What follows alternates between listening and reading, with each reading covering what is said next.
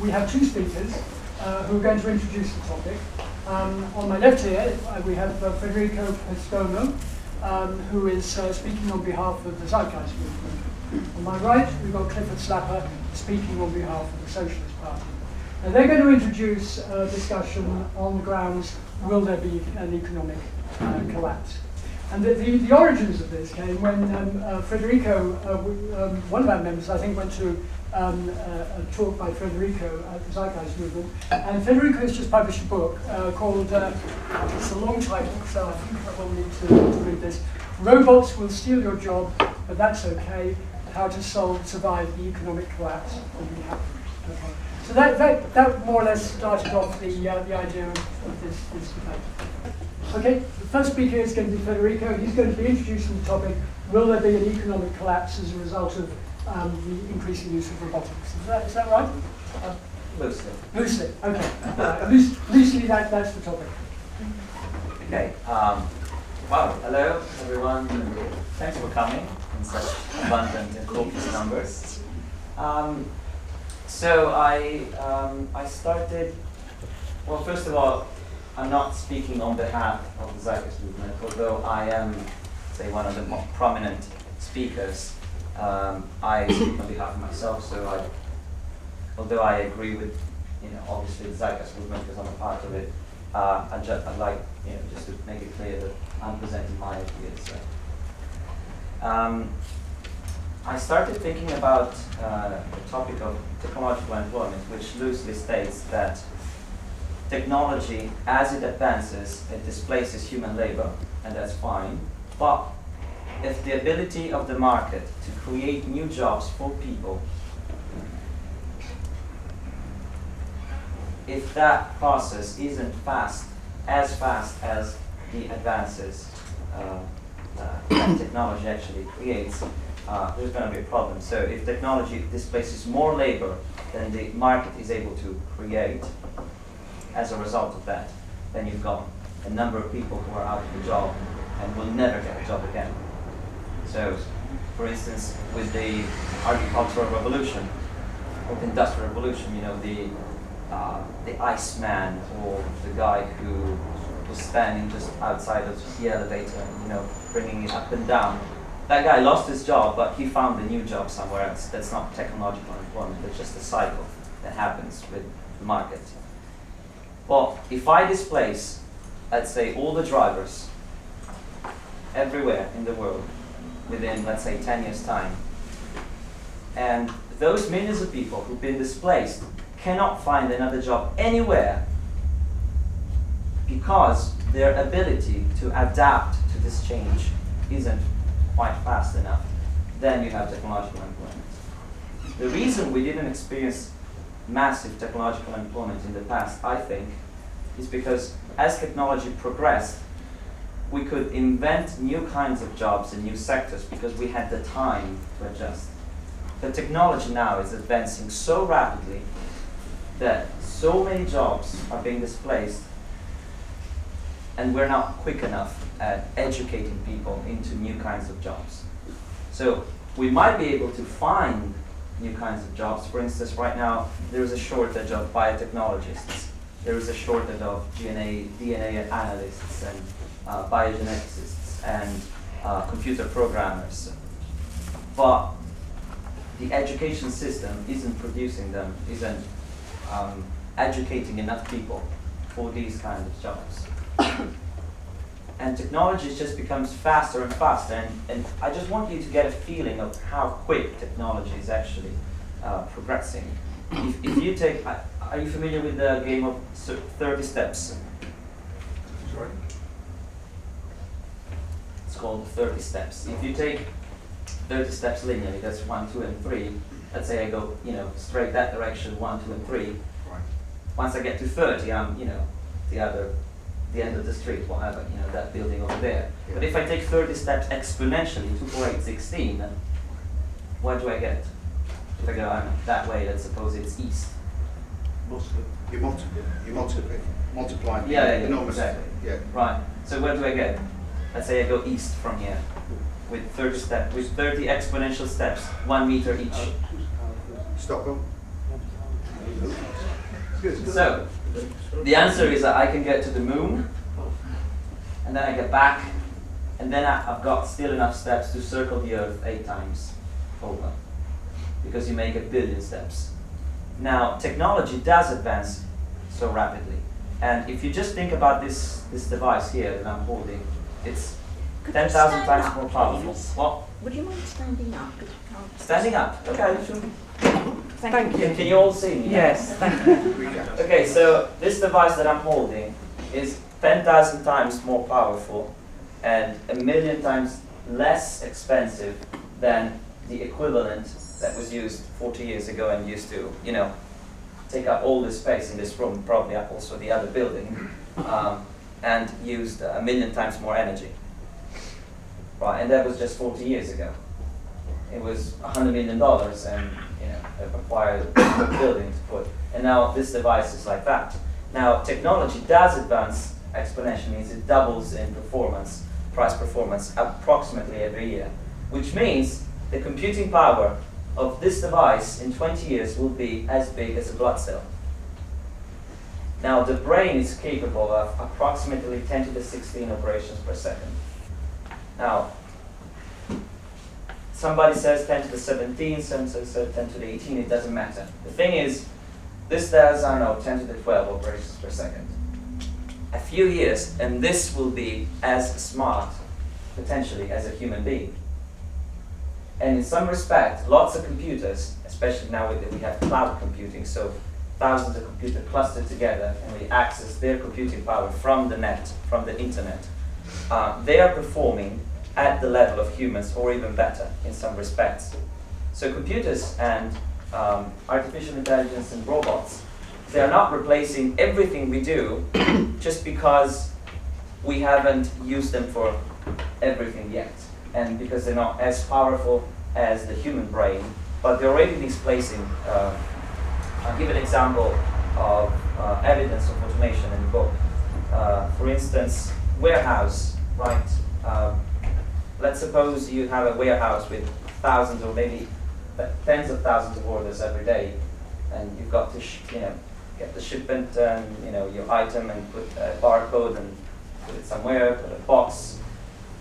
If a warehouse needed 1,000 people to work inside a few years ago, now you just need maybe 5.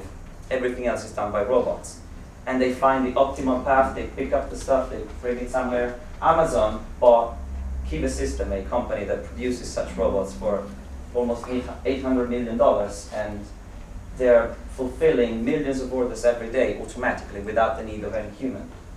So these guys who've been replaced by these robots, they say, well, yeah, they can do another job. Yeah, but the kind of job that they can do with their level of education is the kind of job that's going to be replaced by machines in a couple of years, or maybe 5. So given all this, I think there's going to be a problem in society, a huge problem, where the number of people who actually get the money to survive is reduced and reduced and reduced to a point where, so on one side you've got unemployment rising, and we are experiencing right now in the Eurozone the biggest unemployment crisis in modern history. And there doesn't seem to be any slowing down. And partially it's because of the financial system that's corrupt and the bad policies that politicians make. But largely, I think, it's because really of technological employment, because there aren't just enough jobs that people can do. And the kinds of jobs that people could do are too difficult for most people because they haven't been educated in that kind of mindset. So I think there are lots of challenges, but these challenges could be solved if we take a different approach with regards to what it means to actually live your life and work and do something. So I think I'll leave that for Q&A, but I'll just give you a hint. The same technologies that are displacing our labor could be the technologies that free us from the shackle of working for survival. Because imagine, what do you need to survive? You need food, you need energy, you need heat, you need a house, you need water. All of these things are starting to become free if you know how to properly use technologies. Open Source Ecology is one such organization that's creating what's called the Civilization Starter Kit, a set of 50 industrial machines that they release all the technical specifications to build these 50 industrial machines, from a tractor to a soil pulverizer to a laser cutter, to create a self-sustaining community with the local resources available somewhere without the need of really any money. And with this kind of technology, you don't go back to live, the way we lived 200 years ago. You can actually live with the standard of living of today's living. So as these technologies advance and as we make them more open source, you can get electricity from wind turbine, which could be designed and produced through open source projects and means and open source licenses. You can get the materials from the local ground where you actually live. And the food that you produce, you can use permaculture, you can use hydroponics, you can use so many systems that could be improved upon by the people who actually contribute to these projects. So you can produce your food locally and exchange it with your neighbor and have a community and actually rediscover the sense of compassion and feeling a relationship with your neighbor, with your family. You can produce energy through solar panels and wind turbines, and these could be 3D printed. Using a 3D printer which is self-replicating and open source. So you've got like a printer that prints a physical object like this one, and the printer itself was free because it was open source, and the printer itself could be replicated. So imagine right now we've got something called the RepRap, which is an open source 3D printer that can print up to 60% of itself. And the goal in a few years to have a 3D printer that prints 100% of itself. So you've got a 3D printer that prints any object in any material, or almost any material: plastic, iron, chromium, titanium, glass, wood, biopolymers, plastics. So imagine you've got like the Star Trek replicator, right? That can print anything, even itself. But only if it's open source, only if it's shared. Because right now what they're trying to do is to put DRM, digital rights management, to prevent you from building your own things, from being independent from multinational corporations and the control of the government. So I think through open source, collaboration, technology, and a good mindset, we can actually move forward into a better future. But if we just go with the flow and follow inertia, I think there are going to be lots of problems. And economic collapse is just the tip of the problems. Because if we're going to have water shortages, energy shortages, food shortages, riots, massive unemployment, which leads to violence and civil unrest, it's not going to be fun. But if we move to a different direction and we share our knowledge and our resources intelligently, using these exponentially advancing technology to our advantage, then I think we can build a really, really beautiful future. And that's it.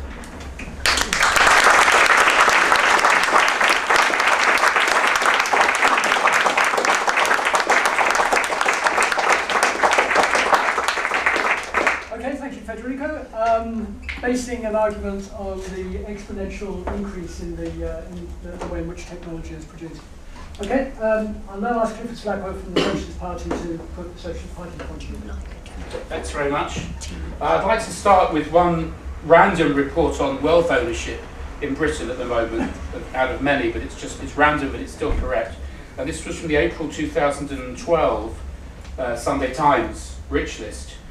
That particular report showed that in Britain at the moment, the richest 1,000 individuals, that's about 1 in 30,000 of the adult population, hold between them a sum of wealth which totals £414 billion. So just go over that again. You have 1,000 individuals in Britain at the moment, just 1,000. Only a few times as many people as we have in this room tonight. And those 1,000 individuals, between them, are currently holding wealth totaling £414 million. Now, that group of individuals, expressed as a fraction of the adult population, is a tiny, tiny fraction. It's actually 1 in 30,000. 1/30,000th of the population. Really, really minute fraction of the population. And yet, the wealth that they hold is absolutely gargantuan. That's the first point I'd ask you to dwell on. Now, within those 1,000 individuals, there is an even greater concentration of control and ownership.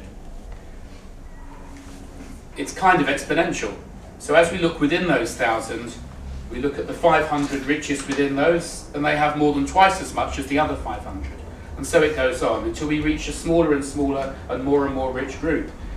The 100 richest people all have at least £750 million of assets. So there's concentration within the concentration. Now, over the past 15 years, those 1,000 individuals have increased their wealth. And the amount by which their total collective wealth has increased in the past 15 years is a sum of £315 billion increase. Even in the last 3 years, that handful of people have increased their wealth by a total of £155 billion in just 3 years. It's actually more than the entire UK budget deficit. So the whole budget deficit of this country is less than the amount by which those 1,000 people have increased their wealth, let alone the actual total that they hold. Just the increase that they've enjoyed in the last 3 years is greater than the entire budget deficit of the UK. This leads to the question, where does all this extra value come from? How has this handful of people, anonymous mainly, how have they actually increased their ownership and control of wealth resources in just the last 3 years by such a mind-boggling amount, huge amount with so many zeros? There's only one source of that extra value in social terms. It has to come ultimately from wealth which is created by people like ourselves. And that really is what lies at the heart of our discussion this evening, because there's one thing which Federico has not made reference to in his comments, and I hope maybe he will do in due course. But so far we haven't heard anything about the real issue for us which is at the centre of this problem, which is that we don't yet have the right or the opportunity to discuss how we should use wealth resources. We don't yet have the right or the opportunity to talk about how we should control our future, because at the moment that future doesn't belong to us. There is a heavily guarded ownership of wealth throughout the world. All of the key wealth resources, whether it's land, agriculture, industry, all of the minerals that Federico mentioned, chromium, iron, wood, and everything else, these are all actually owned and controlled. And it's not some kind of fiction or some kind of fashion that we can just choose to neglect. Because if you actually do try to challenge, as an individual, the ownership by that minority, you will be confronted with armed force. That ownership is actually protected, and often legitimately so in terms of the electorate. It's protected by violent armed force. And if the rest of us try to take access to those resources, we will be threatened with violent armed force. And that's something that I think we need to discuss tonight as to what we're going to do about that. Now, I've started with an example which is very Britain, UK-centric. So let's just supplement that with the Forbes report, which covers the whole world. So the Forbes magazine annual roundup of billionaires. Again, we see a huge, enormous increase in wealth by that small minority. Hard to believe that we're in such tough times, double-dip recession and all the rest of it. The fact remains that at the moment, according to the Forbes report, there are 1,500 worldwide billionaires, and their average net worth has increased since a year ago. The total net worth of the 1,500 billionaires in the world has increased from $4.6 trillion a year ago to $5.4 trillion. That's a million. 17% increase in wealth ownership by the 1,500 billionaires of the world. Raises the question, what are we going to do about that in our future, where we talk about a rational use of resources, which Federico, I believe, is absolutely right to focus on. We have to use technology for the common good of all.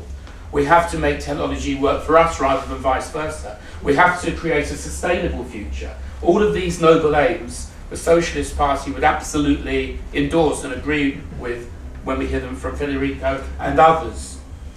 But we feel it's necessary to inject a note of realism into the debate, which is, what are we going to do about the fact that the key resources of the world are currently under armed guard, owned and controlled by a tiny minority who are quite ruthless in defending their power, whether we look on the global scale or, as I say, the British example.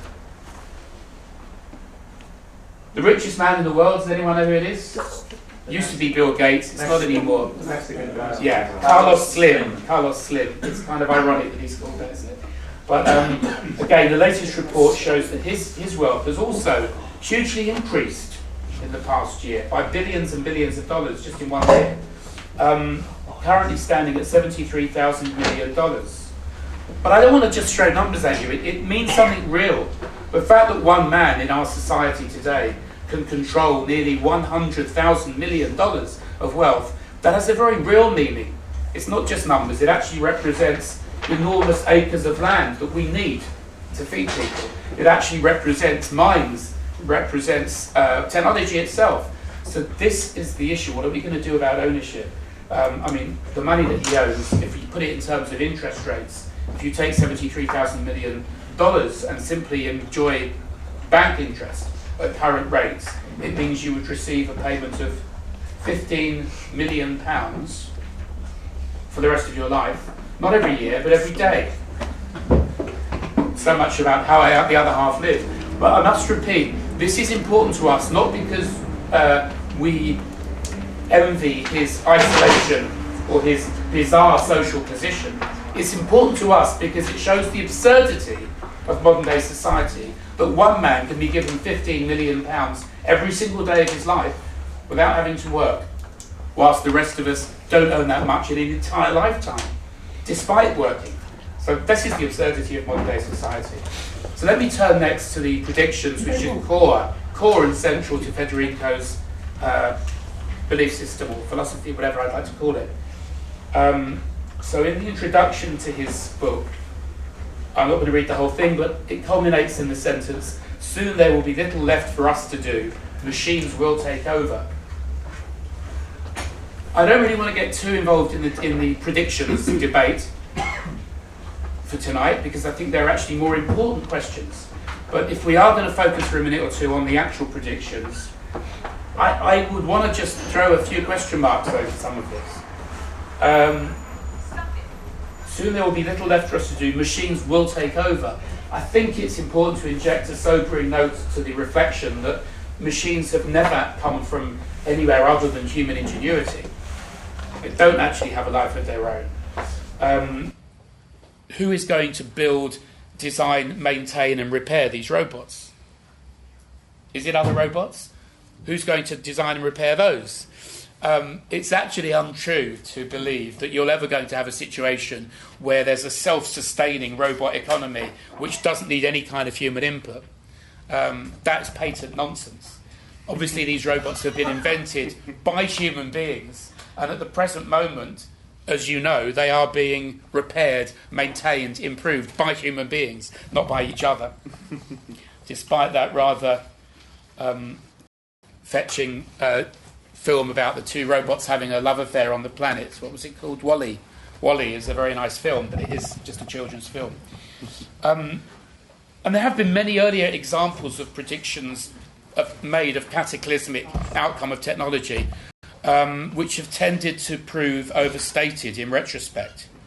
Let's just have a quick look at this exponential idea.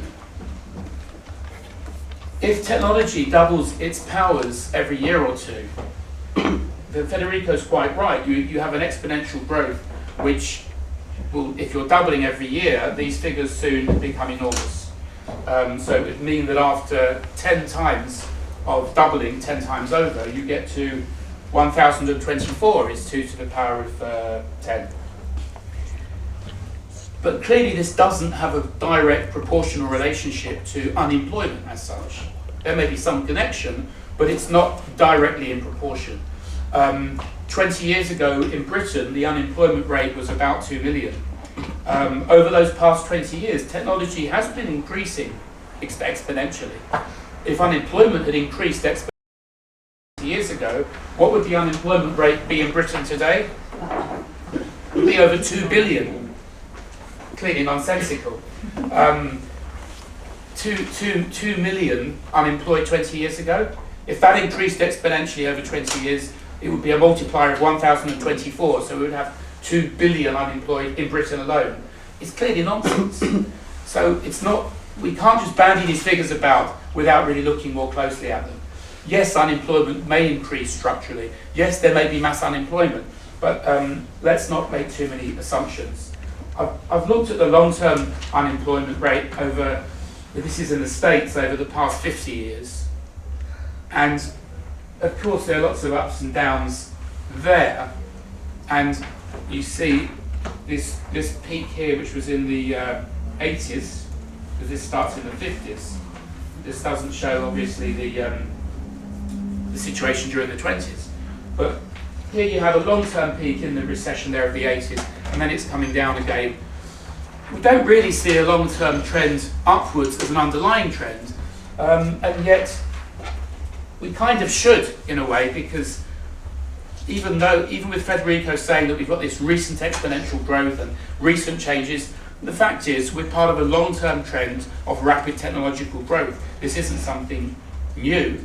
This is something that's been going on for quite a few years. So if these arguments are true, why hasn't it been happening more to date?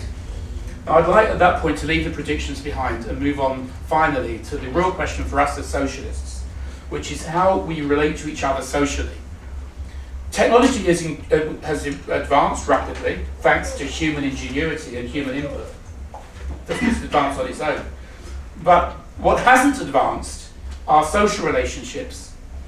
The way that social beings, we relate to each other as employer and employee. That's the key relationship in productive society today.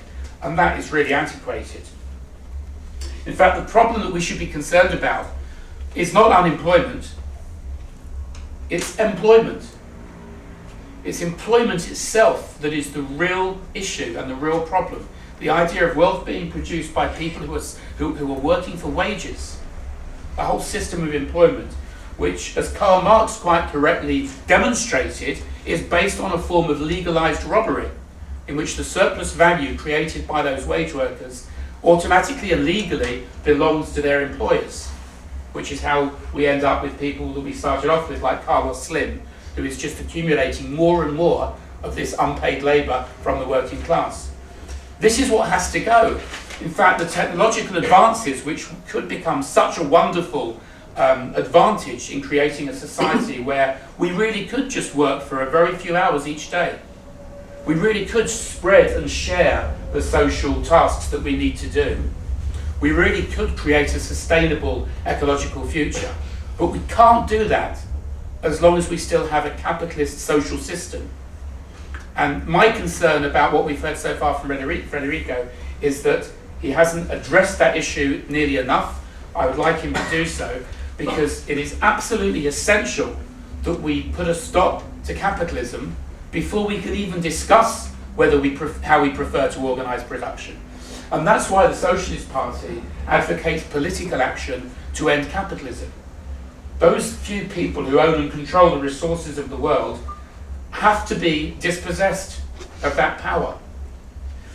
We can't simply allow them. Why should we allow them to carry on monopolising 9/10 of the resources whilst we somehow scrape a living on small allotments or our own tiny freeholdings, or whilst we use this open source ecology to start from scratch and to build small pockets of production? Why should we do that? Why don't we actually go for the whole bakery rather than fiddling with a few crumbs? Why shouldn't we take back the resources which currently are owned and controlled under armed guard by people like Carlos Slim? Vast resources, as far as the eye can see, which should belong to... Are you disputing private property? Which should belong to everyone, yes. Private property, and for that matter state property, which is simply another form of private property under the control of a bureaucracy. Any form of limited ownership and control of the wealth resources has to go. That's actually the starting point for any future society. And unless we're willing to dispossess the minority of their ownership and control of the world, there's nothing more to debate because they have control. So I think we're allowing ourselves a luxury this evening if we think we can talk about which is the way forward without first agreeing that we need to take political action to dispossess the minority of their ownership and control of the planet that we live in.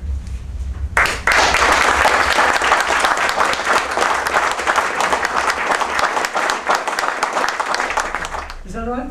Okay, all right, go ahead. Okay, so thank you, Cliff. So you mentioned inequality at the beginning, lots of statistics, which by the way I also talk about in my book, which by the way is available for free on the website. So here's a copy if you want to buy it and support me, but you don't have to because it's free too. It's open source. You say that the real issue is that the future doesn't belong to us, and that I'm neglecting to taking that into account. Now, I may not have been very explicit about this, but actually, my initial point is because that is the premise, I'm proposing something else. And the reason is, I don't think you can change the whole society by waiting for the majority of the population to agree with you somehow and then move towards a different kind of system right on the spot or in a very short amount of time. I think you innovate your way out of your problems, right? Step by step, one step after the other. You make a plan, you start scientific process, right? You do something, it works, it doesn't, you pivot, and then you do something else, it works better. Lots of other people, they see how you are living better, and they want to emulate you, right? They want to live like you, and so you keep growing, and it becomes viral, and so you lead by example. And I think that's the way you do things. You fight control with openness. You fight scarcity with abundance, and you fight centralization with decentralization. That's the way you're going to get out of this capitalist system that aggregates all the power and all the resources. So you mentioned, how did they get all that money? Well, the top 0.1% got all that money because we are consumers of a system and we keep buying things. That's the reason they got all that money. If you stop being a cog in that system, then they cannot get all that money and aggregate it, because technologies become decentralized, energy becomes decentralized, resources become decentralized, food becomes decentralized. Suddenly, whatever you need to survive is more and more locally available, locally produced, locally shared. Therefore, you reduce their power because you reduce the source of the power, which is the source of the problem. The source of the problem is not political. Politics is the consequence of this system, because it was more efficient to have a capitalist system in an economy than it was to have a socialist system or a socialist-like system, because I know you guys, you say Lenin, forget about that, nothing to do with us. True. Stalin, True. Nothing to do with us. True. But what I'm talking about is the socialist-like system or the state capitalist system that was in Russia, and those kind of systems were less efficient than the capitalist system, and that's why they fail. China is an example of China. Exactly. China became a capitalist system because it was more efficient to be like that. So you have to think of the processes that create situations in society. And how did Carlos Slim become the wealthiest man on the planet? Well, by managing and owning communications companies. Well, what if those communication technologies were shared and open source, right? What if the frequencies were open source? What if the technologies that used those frequencies were open source and shared? Those hundreds of billions of dollars could not have gravitated towards one single person because it would have been structurally impossible. So the reason we have aggregation of power is because we give all of our power, which is our money that we get from the jobs that we have, to the corporations, right? So that's how you create inequality.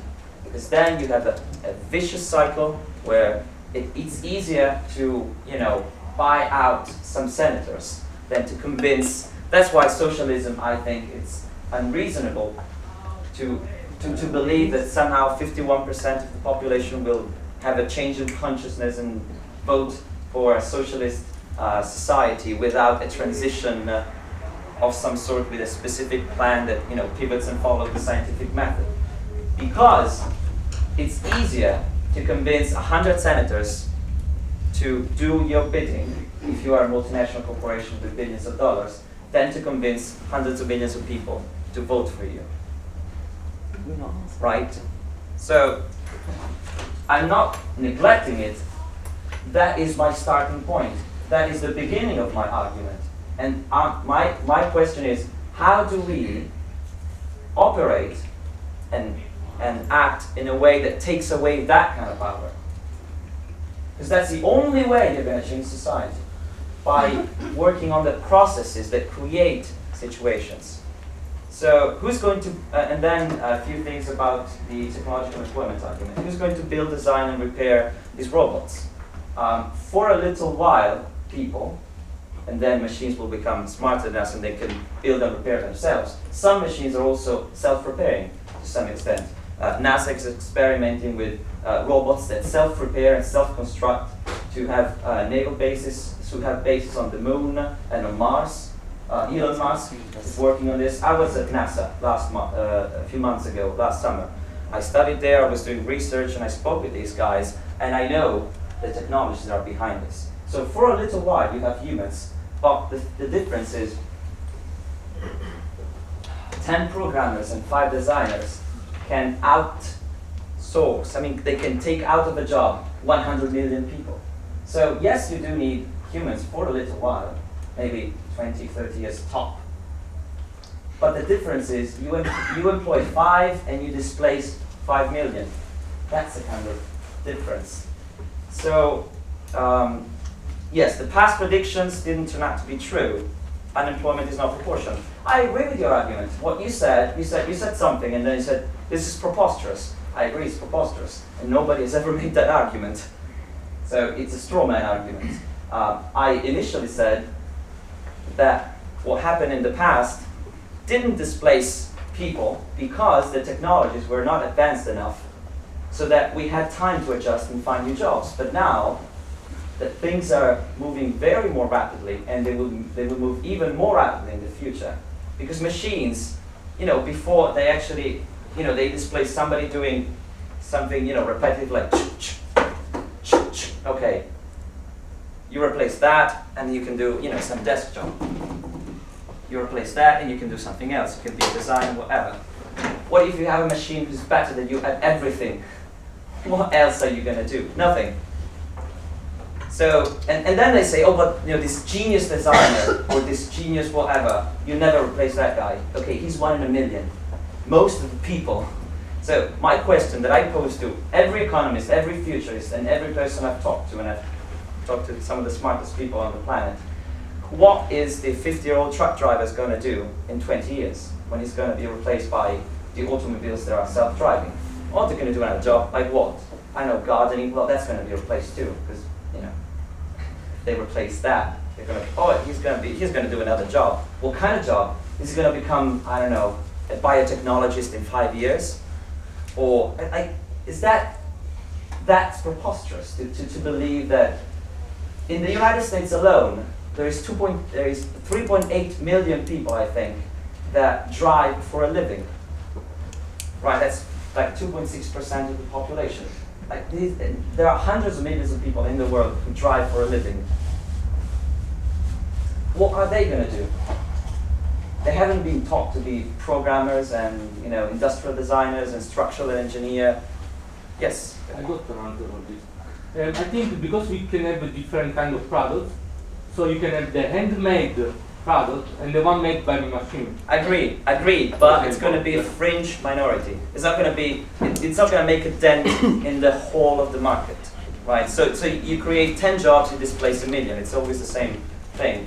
And the unemployment graph, which is correct, and I know that graph, is misleading because it actually is not showing the number of people employed compared to the total population. Because that doesn't count the people who have stopped looking for a job because they just gave up. It doesn't take into account the people who haven't been looking for a job for more than 3 years, because that's out of the calculation. So that, even though it's true, it's very misleading, because the real number, if you look at the graph, corporate profits, which I have in my book and my website, corporate profits are like this over the last 25 years.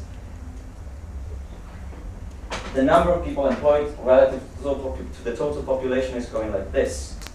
So that's the real graph. That's the one you have to use. And that's going down and down and down, and there is no dent up ever. And there are no cycles. It's just going down.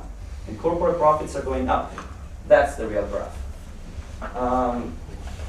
Next, social relationships. So what? Excuse me. Yes. Excuse me, we'll take questions later if you don't mind. Otherwise, okay, thank you. So, loss of social relationships, exactly my point. Because we go to work 8 hours a day in a job we most likely hate. There's a lot shifting that says as much as 80% of the people hate their job. Then you come home, you're kind of exhausted, and you watch TV, you become couch potato, right? And you never talk to your neighbor. What if you don't have to work to survive because you can produce what you need through open source technologies that are distributed and decentralized? Then you've got time to, share the food that you just produced with your neighbor. Go to your local community, help at the elderly or the disabled, do some voluntary work on an open source project, spend time with your kids. Rediscover the sense of community. Exactly my point. So I agree with you, loss of social relationships. And the solution to this is to rediscover the sense of community, which, communism, community, and share ideas, share resources, share your time. Beautiful things can come out of that. But if you have to spend 8 to 10 hours a day, 6 days a week, working on something that's not really helping anyone except the top 0.1% get more money, because the money you're going to receive, you're going to spend it somewhere to survive. You see, you have to break the cycle. That's the reason we have this inequality. And the only way you can get out of that is to break the cycle. And breaking the cycle, I think, this is one way. And I think this is not the only way and not the best way, but I think this is one way. And if we have a scientific approach, we start with this. And then we say, look, the point you made on page 54 is not really working out. Because I actually tried it. I found out that something else is better. Awesome. Tell me about it. I'll make the change. Next book is going to be better, and and we actually make a plan that works because you iterate the process. Next, Federico, I'm just concerned that we leave time. Okay, so one last thing. Yeah. One last thing. Why can't we share all the resources now instead? It's a nice idea, but the reason is social inertia. You've got this huge inertia that you cannot fight with wishful thinking. You have to fight with a process that changes, that reverses the flow. And I think, that's it. Thank you.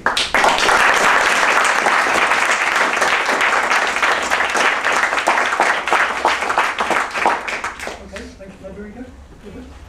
Right, yeah. Well, I'm going to try to limit my comments to a maximum of 5 minutes at this point, because then we really do want to hand over to the floor.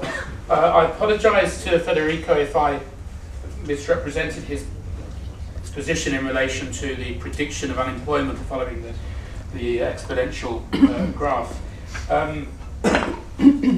If his predictions, however, are proved correct, and we do have, let's just say, much greater numbers of unemployed than we're used to, perhaps, if I can put it that way.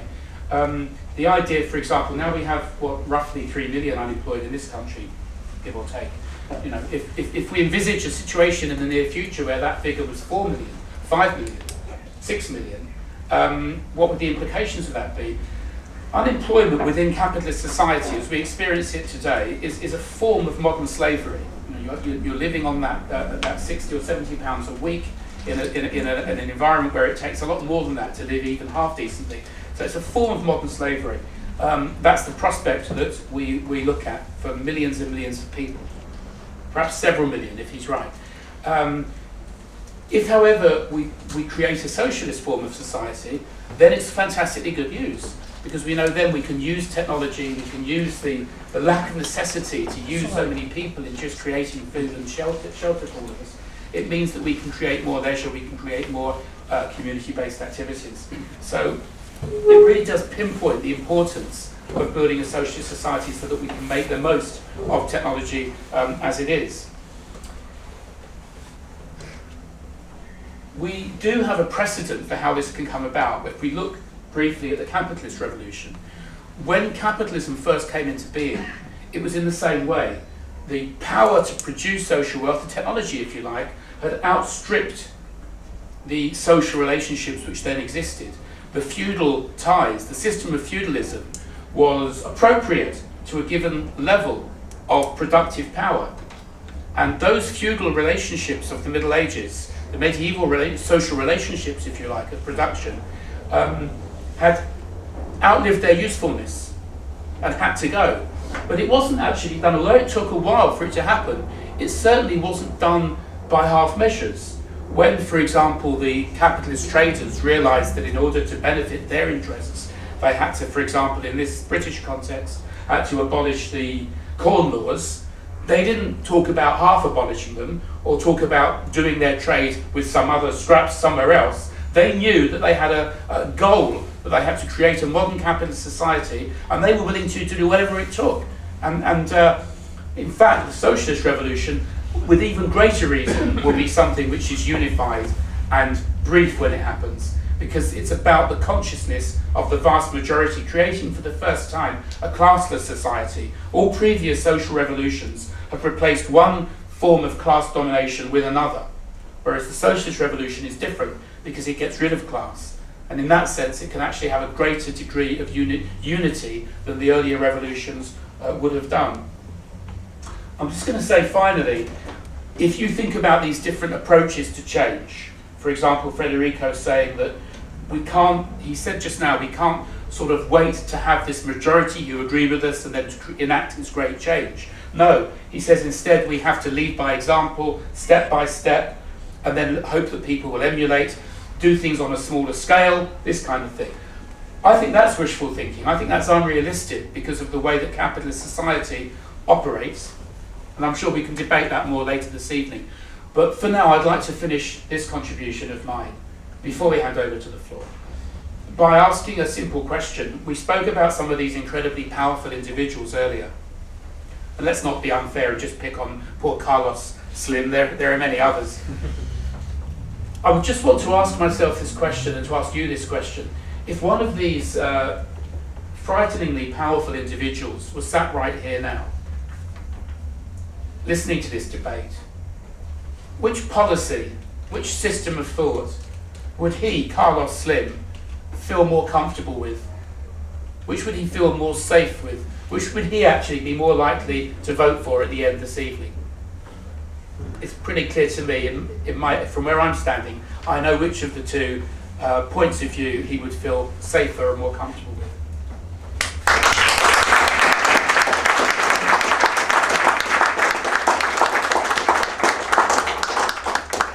Okay, thank you both. Can I have a show of hands for questions, please? This gentleman here. Thank There's you. a great futurist called Richard Buckminster Fuller, who in the 70s raised the possibility of technological unemployment. And he said that what he foresaw happening, and I think is happening to some degree, is governments progressively passing more and more legislation just as a pretext for creating more and more bureaucratic jobs. And he spoke about a time when pretty soon we'll have a situation where all productive jobs and the production and distribution of all things people need will be increasingly done by mechanisation. And what we'll have is armies of inspectors, inspectors of inspectors, people who make the badges for the inspectors of inspectors, a whole house of cards of pointless bureaucratic jobs supported by bureaucratic legislation as a pretext for employing people whose jobs are actually fairly socially pointless, just to disguise and hide the fact that so many people have become technologically unemployed. So how far advanced do you think we are down that road? What's the answer to that, please? Okay. So I actually have that whole sentence in my book, and I presented it in my TED talk. And the thing is, he also said that the future of society should be full unemployment, so that we can play. That's why we have to destroy the present political-economic system. And Bucky Fuller was a visionary, but he was also a scientist, and he understood the processes. And as such, I don't think in the future we're going to have necessarily full unemployment because of the way the system works. I can imagine a plethora of futures where you've got useless jobs that people just do that have no meaning just because they have to be employed, such as just having lots of bureaucratic jobs, just to keep the system running. So the question that I'm posing here in the book is really, why do we do that? Like, can we put into question the idea of working itself? Can we imagine a society where we don't have to work to survive? That's my whole point. Where we can live a decent life with everything we need without having to work. So some people, I mean, Work for others, you mean? what? Work for others. Because anyway you work Chair, be fair. Yeah. He keeps interrupting. Just one question at a time, Vicky. If you want to speak, if you want to ask a question, you can put up your hand. Okay. So some countries are already trying to put a 20-hour work week, right? Right now in Italy, the 5-Star Movement, which now is the biggest political party in the lower chamber, they're talking about how do we get to, a 0-hour work week in 50 years? That's the kind of reasoning that I want to see from the political power. Yeah, just very briefly, I'd like to say that we mustn't avoid confusing work with employment. Thank you. Work is the expenditure of energy to a given goal. And in a social context, you can have the scientific definition of work, which is just purely the spending of energy. But in a social context, when we're working, we're spending energy in order to achieve something. So people work on doing their garden or something, or doing a hobby is a kind of work. But very distinct from work is employment, which is otherwise known as wage labour, or to use the often coined phrase, wage slavery. True. And you hear this phrase, wage slavery. I even heard it on Coronation Street once. It's in popular use now, even though it's seen as a Marxist slogan. But actually, most people who go out to work for a living will understand exactly what's meant by that. Wage slavery. We're tied to earning our wage or our salary. It's the same thing. The salary is just a monthly wage.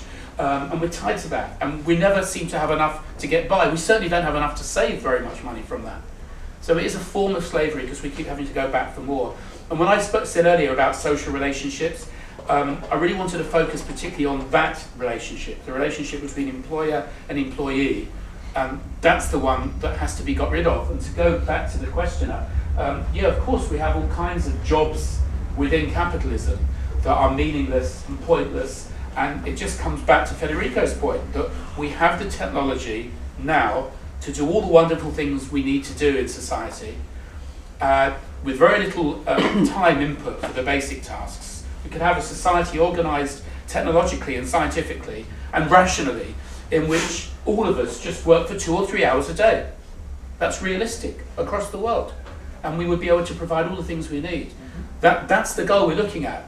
But at the risk of being like a parrot and repeating myself, I have to say again, that will only really be a prospect, a realistic prospect, if we first deal with this problem, this thorny problem of ownership, which is that we have the political and economic control of resources, the really important resources, by the tiny minority. And that's where we keep hitting against this wall. All the things we would love to do with technology, all of the useful work we'd like to be doing, keeps being held out of our reach. And all of the stupid things and the pointless tasks, and we haven't even mentioned the military today, but I mean all of the enormous resources that goes into designing and making modern weapons of war. Really, really huge resources. Or going to the moon. Again, such a waste of human potential. These things can only end when their rationale ends, which is right at the root, is the capitalist system itself.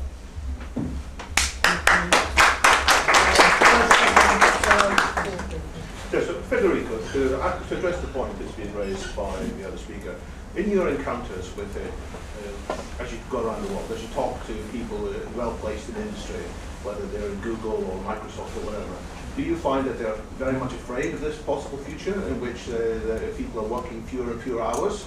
Or are they open to it, and are they willing to embrace this kind of large-scale transformation of society?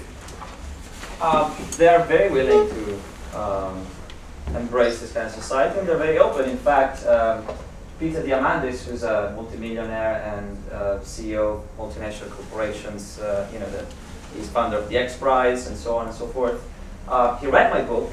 He said he loved it, and during a conference organized by the Wall Street Journal just a couple of weeks ago, he said, "I'm a hardcore capitalist, liberal capitalist in my heart, but I think we're moving towards a future of socialism, and that's fine." And he said that after reading my book, and he's a multimillionaire. And what is the definition? Well, but Okay, it's hang on. to say, Sorry, but the one- links are not an excuse me, issue. Sorry, one question at a time.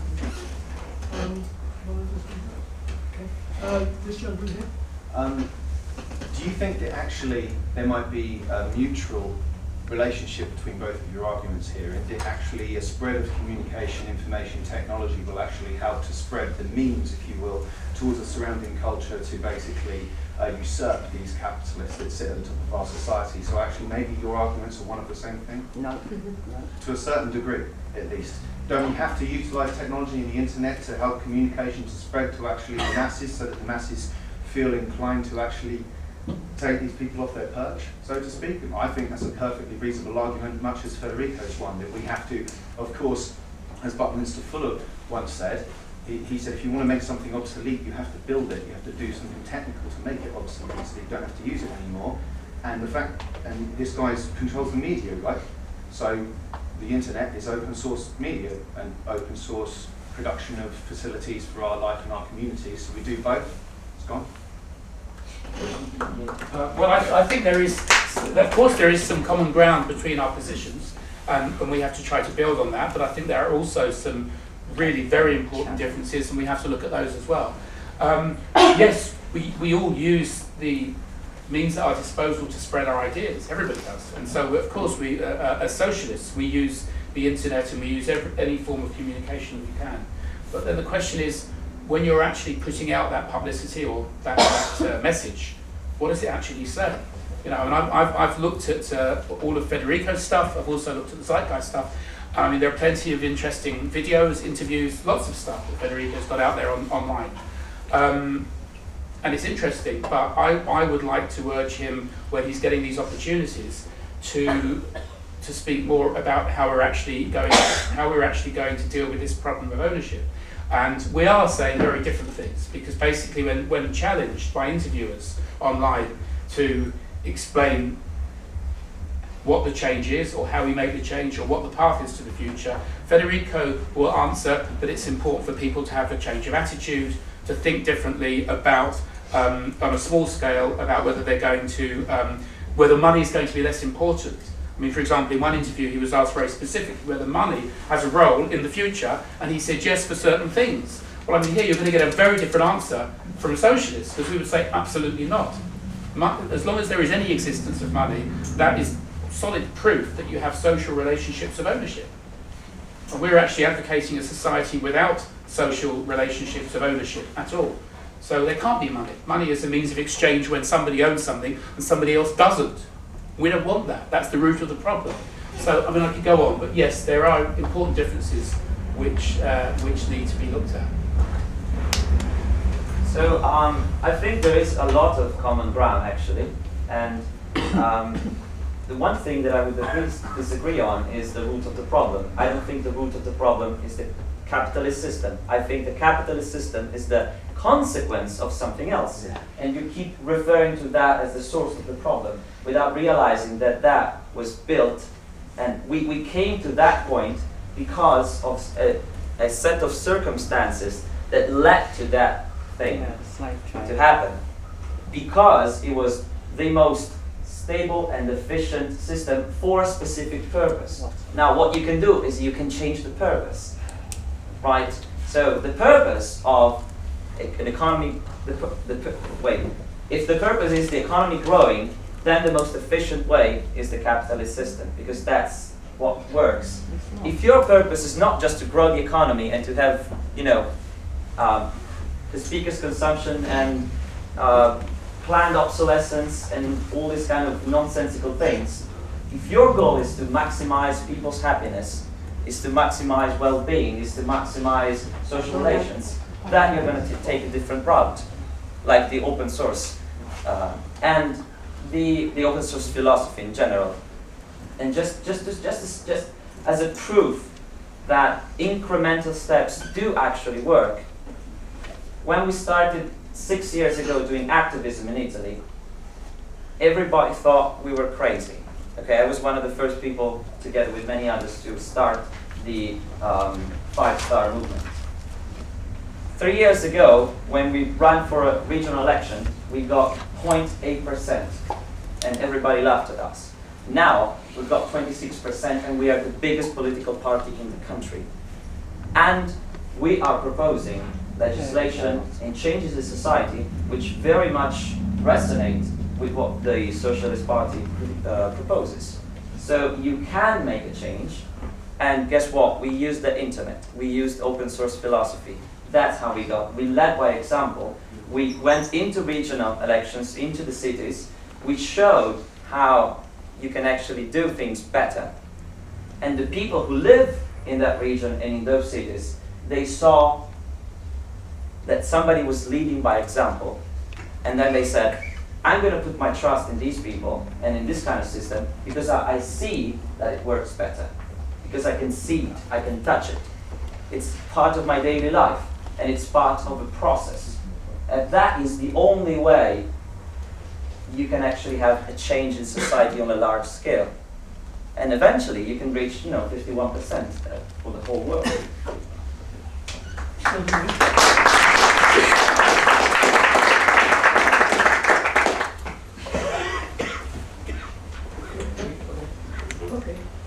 Thank you for this debate, very interesting. I just want to do a question about this comparison between the socialist approach and the Federico approach. Socialist, I think, is much more, there is a structure in the socialist philosophy. So the philosophy of socialism is quite old, has a long history. There are hundreds of philosophers, hundreds of thinkers, hundreds of books, and I think it's something that I can call it stable, because it's a kind of philosophy that many people try to explain, and also our today we explain, I think, very well. About the philosophy of Federico, philosophy or ideas or proposals, Federico, I think there are some points, some aspects that are very similar to socialism ideas. Like, for example, I appreciate a lot the analysis. The first part, what Federico says, is very interesting. So, is how he... Can I ask you to move to a question? Yeah. But the question is in the end. So Yeah. Make it a bit free, please. Yeah, okay. Take it Thank you. So yeah, mate. Okay. Send the tweet. Okay. Federico, in what he said talk about the movement, five-star movement. But he also say, I have seen also a video, very nice video, and this is the reason why I'm here today, that Federico make a criticism, very interesting criticism to this movement. So I would like that Federico speak more about the criticism to this movement, because it's the reason why I'm here, because I appreciate Federico for the criticism, not because Federico is part of the movement, because Federico, in very intelligent way, I think we have a question. Okay, this is the question is that Federico, please Okay, more about it. okay. And also the question is, Federico, are you Well, ready? one question. No, it's let's say, Enough. are you ready to work to live without job? Are you ready tomorrow morning? Okay. Thank you very much. So I'll answer the Sorry second for question. I'll answer the second question first. I quit my job voluntarily a year ago. I had, full benefits. I got a very stable job, lots of money. I just quit it because it wasn't fulfilling enough. So there you have your second answer. The first answer is I was making a critique of the fact that locally, meaning at the local level, in the cities and in the region, the five-star movement has done amazing things and has actually applied the concept of liquid democracy, which is you talk directly to the people and you make legislation with the people in a wiki-like environment, and everybody votes on everything. So it's essentially direct democracy on a large scale, applied for the first time in human history. This has never happened before. I mean, it did happen at some level, in small communities, but it never happened with thousands of people or millions of people. And now that we are the biggest political party in the country at the national level, we still don't have a platform that reflects this thing that we already do at the local level. So my criticism is we should be taking decisions right now at the national level together. And I said, it's a shame that it's not happening.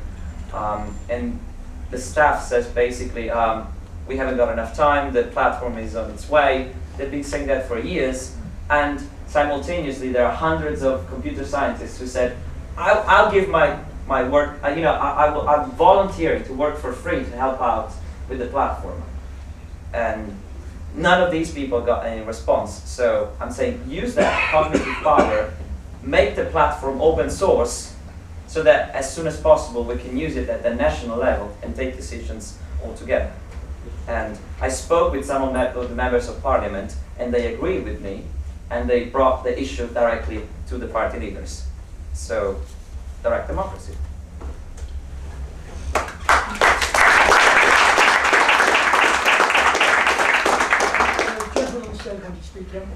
Thank you. Just a small point for the socialist case, which I hope deserves expansion on. We'll see. I just think the ability and the want for automation are two different things, which I think we all need to be able to have a discussion about.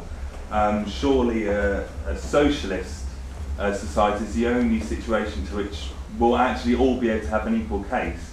I think we underestimate how much control the ruling class have and how much they can persuade and maintain and possibly combat open source in a situation where they will feel that their position has been compromised. I didn't really put that as a question, but I apologise about that. I think the question is implicit. Nice, thank you. But there, of course, history is littered with examples of class conflict, which comes to a head where the interests of an owning elite are seriously challenged or undermined. And I've mentioned several times about armed force. Let's not forget that the armed force, which protects the rights of private property, carries the full force of law in present-day society, and that the law in turn carries the sanction of a majority electorate in most parts of the world now. Certainly most parts of what's referred to as the developed world have to some degree or another a kind of electoral democracy. And when we go to the polls and we vote for one of the major political parties, we are giving our voice to the idea of the present social relationships of capitalism in one form or another. So therefore, the majority of the population is giving its consent to having private property protected through armed force. I'd just like to say one other thing about this, which is that the Socialist Party, of which this is the offices, formed in 1904, and actually since that time has been incredibly consistent generally, but in particular there's one point which we haven't had time to focus on tonight, which is in the meaning of what socialism means, which would be a practical future society, which can, I say future, it can be present if we make it present. But in that socialist form of society, because resources, productive resources, would be owned in common, democratically controlled throughout the globe, this would allow a system of production for use, not profit. And that's something we haven't had time to focus on yet tonight, but it's very important. So I hope there'll be time to talk about that. But production for use simply means that once productive resources are owned in common, we can start to create wealth purely for the use of human beings who need it. Whereas at the moment, wealth is actually produced only if and when there's a chance of it being sold at a profit. Can I just add on the end of that one, by the way, that I don't want to wait until the future, I'd like socialism now, please. I correct myself, not future society. Thank you. Potentially present society. Okay, Sorry, I'm only going to allow one answer from each. Oh, sorry, you haven't spoken yet. No, I'm sorry. that's all right. I'm getting anxious with all these people I've got in That's my all head. right. Yeah, So, apologies. I think we all need to understand the process of why certain things happen, right? So I think we're confusing the root cause with a consequence. Private property is not the root cause of anything. Private property is the consequence of something else. And war expenditure is the process of something else. Why is there war? Why do we spend billions of dollars in war? And the reason is because we don't have distributed energies. So we have a centralization of power that wants to get oil from a resource-rich country to bring it over here so that a few people can control it. If you have a distributed system of energy where everybody produces a little and consumes a little, that thing becomes irrelevant. So there is no reason to go to war. And if you, let's say, if you say territorial disputes or problems to cross-border between nations, there is no problem crossing border between France and Germany or France and Italy, but there is a problem crossing border between Mexico and the United States. And the reason is because Mexico is poorer than the United States. So the only way you can have a truly global society where everybody has access to a decent amount of resources and a good standard of living is by decentralizing all the sources of power. That's the main issue. Decentralization of power. And the only way to do that is by decentralizing the access to the resources that you use to live. That's the only way you can stop the negative retroactions and consequences that you think are the root cause. They are not. They are just the consequence of the fact that things can be centralized and they can be opaque. If they are transparent and open and decentralized, that cannot happen. So, there you have it, or at least my answer. And I think we need to understand also scientific process, right? We say that in a hypothetical system where people work to do something useful and we share resources, everything's going to be much better. I agree, but you have to understand that you have to show that it works, right? You have to prove that it works by actually having a community that realizes that and that makes it an actual reality and that can be an example for others. Otherwise, it's just wishful thinking. And even if it wasn't wishful thinking and suddenly 90% of the population agreed and we all voted for it, we're going to make shitloads of mistakes which could, collapse the whole system because we haven't tried on a small scale first. It's like a 4-year-old asking for a pony when she hasn't known how to take care of a gerbil. Right? You take care of the gerbil first, and then you get to a rabbit, and then you get to a dog, and then you get to the pony. You don't get to the pony first.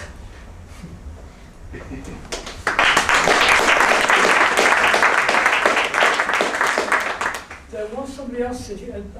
Actually, I think we've lost somebody. Did somebody leave? Just Somebody was there. She's been waiting for a long time. That's right. So, Jacqueline, you're next. Thank you. Just quickly, I really can't hold it back. I did hear you say, and if I didn't, I'll sit down immediately. Capitalism, the most efficient it works. Did you say that? I said Did you say that? Can I answer? That's what I'm asking. Yes, but That's, can I answer? well, yes or no? Jackie, would you get to a question? I've asked the question. but Did I'd like you to say capitalism is the most efficient it works? That's what I'm asking. Okay. The sentence. I want yes or no, because then I'll sit down if he says no. Okay, may I answer? Yes. The answer, the sentence is incomplete. That's my answer. The sentence is, capitalism is the most efficient way of arriving to that particular solution. Well, how do you know? Hang on. Sorry. Because it worked.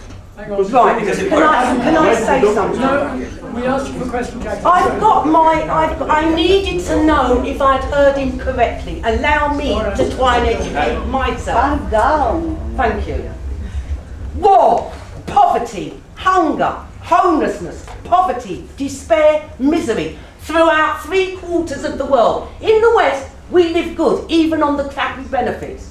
They are dying all over the place. How is capitalism efficient? Wake up. And what it has to do capitalism It's with war, poverty, Hang on, let's not have any discussion across the floor. So we need to understand. Sorry, can we have quiet then, please? Let the speaker speak. But you have shut up me a lot of times. I'm When I'm going sorry, to be if you allowed want to to talk. speak, you can put up your hand and I will come to you. I But put the I'm- hand up several times. Yeah, I haven't seen it. If you want to speak, I'll come to you in due course. The speaker to speak now, please. Thank you. So, if the objective was to give everybody on earth a good standard of living, then capitalism wouldn't absolutely be, by the slightest, the most efficient thing. But that's not the objective that society has put forth. The objective was to grow the economy. That was my whole point. If the objective were different, then capitalism wouldn't be in place. That's why capitalism is in place, because what we care about is to grow the economy. And I challenge that assumption. I don't think the purpose of society is to grow the economy, is to make more stuff that we don't need. You know, to get money, to buy things we don't need, to work jobs we don't like. I don't think that's the reason we should be living. So I challenge that assumption.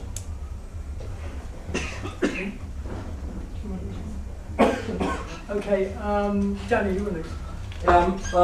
Well, first of all, I'm delighted to see so many people here. This is amazing. And we talked about going to the root of the problem, and the word social relationship has come up, and it's well to know about a social relationship, because a social relationship depends on what we know about what we're relating with and who we're relating to. Now, genetics, paleoarchaeology they've investigated our roots, and it's come up now that it's absolutely certain that all human beings share the same ancestors. So therefore, we are all members of one human family. Now, in a family that functions, as a family must if it's to be a real family, we bring according to our ability and we take according to our needs. Now, what we live in with capitalism is a society. Sorry, I'm going to ask you to come to a question. Please. Well, I'd just like to make a point, and then the speakers can you discuss keep it. very brief, please? Yeah, sure. Can you do it in the next half? Yeah, we live in a society, capitalism, where there's all kinds of spurious identities, nationality, religion, skin colour. So what maintains capitalism is this huge case of mistaken identity. So what we need as human beings is to come to the conclusion that I've come to. When I take the scientific evidence and I realise that I am a member of the human family. And who you believe yourself to be determines what you want. And as a member of the human family, I want to bring according to my abilities and take according to my needs a family life. And until such times as we as a society come to that conclusion to identify ourselves correctly, have a common identity, we're going to be up the creek without a paddle, because you cannot abuse, you cannot exploit, oppress, coerce in any way those people that you identify with. And of course, capitalism can only exist when we identify one another as the other. Danny, I'm sorry, I'm going to need you. Okay, fine. Do you have a question? Well, I mean, I'd like to know whether the speakers think that's an important issue to discuss, because I do. Yep, that's fine. So, Cliff, would you like to? Yeah, I'm going to say that I agree that we are potentially one human family of Homo sapiens. And when you say that in a family we bring according to our abilities and then we take according to our needs, that is a very interesting point. It's absolutely true, in fact, because a lot of the ideas of socialism, as it would be practiced as a social system, do replicate the most natural forms of human behaviour. I mean, many times as a socialist speaker, I've explained that in a socialist society, we have common ownership of resources. We don't have any money system whatsoever. We have free access to all wealth. And quite often, people will argue, oh, we couldn't do this. They've got the prejudices of capitalism so ingrained in their minds that they can't imagine a social system in which we act as sentient beings, human adult beings who can actually cooperate with one another as a mature species and do exactly what our friend on the balcony says. Contribute according to what our abilities happen to be at any one time, but then take according to our needs. This idea that in capitalist society we're allowed to consume wealth according to what we've put in some perverse way, doesn't really make sense in human terms.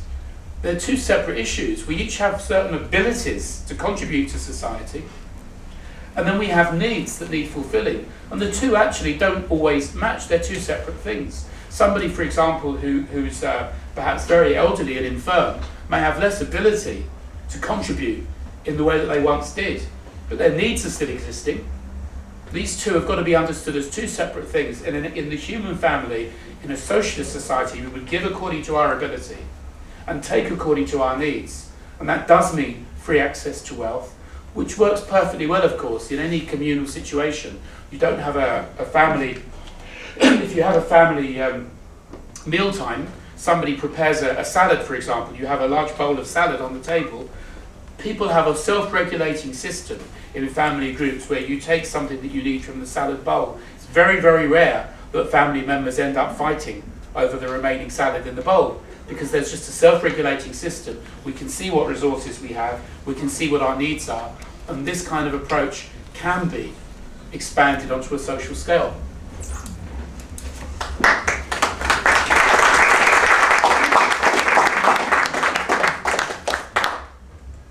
We are one family indeed, and we had hints of this for thousands of years, and we've known this scientifically for at least 60. And now, for the first time, we had an exponential growth of raising consciousness, right? And why is that? Because technology enabled us to extend the sense of family. So for the first time in human history, you have basically people knowing everyone on Earth because they speak on Skype, because they travel different places, and they see that we're all the same. And so if you take Steven Pinker's book, The Better Angels of Our Natures, he shows how violence and racism and poverty has actually been decreasing constantly since the beginning of time. And the reason our perception of that is skewed is because we have better reporting of how the world actually is. So now we see people starving, lots of wars. Why? There are indeed lots of wars and people starving in the world, and we should be working towards the elimination of such things. But at the same time, there are also, compared to the number of people on the planet, much less people starving and having access to less resources than in the past. Now there is a slight different trend within developed countries where inequality is increasing quite rapidly, and we have to take care of that as well. But on the global scale, we've never been so prosperous. So I think we have to take that into account when we make those calculations. And we're moving towards a one global society, one global family. And the fact that we have these technologies to enable us to realize that we are one family shouldn't be underestimated. We should actually leverage that. Because look at this, I'm Italian, I came here because I posted on Facebook that I was coming to London. And some very nice people said, hey, would you like to have a debate with us? I said, yeah, sure. So now we're expanding our consciousness, we're sharing ideas, and that's because technology enabled that. So we're moving towards a one global family. We started with being very territorial. The family was just people living within our, the four walls of our house. The clan. Yeah, and then our family was our village. And then the family was the city. And then the family was... Imagine just, 40,000 years ago, aliens were the people at the other end of the valley. Because you didn't have the technology to talk to them, and you didn't even know that they were the same species. We didn't have the concept of species, but we had the concept of others, meaning not us. And now, because technology has enabled the recognition that we are all one, we are moving towards a society where racism, where classism could be finally eliminated. And we should be using these opportunities to the best of our abilities to move that forward as fast as possible and to share these ideas and this meme, to spread this meme as quick as possible so that the suffering is reduced in the fastest way possible. And I think we are working towards that goal together with many others who are not here today and who are doing something else. And if we can find common grounds and things to agree on and actually move forward in a certain direction, I think we can move even further much faster by collaborating.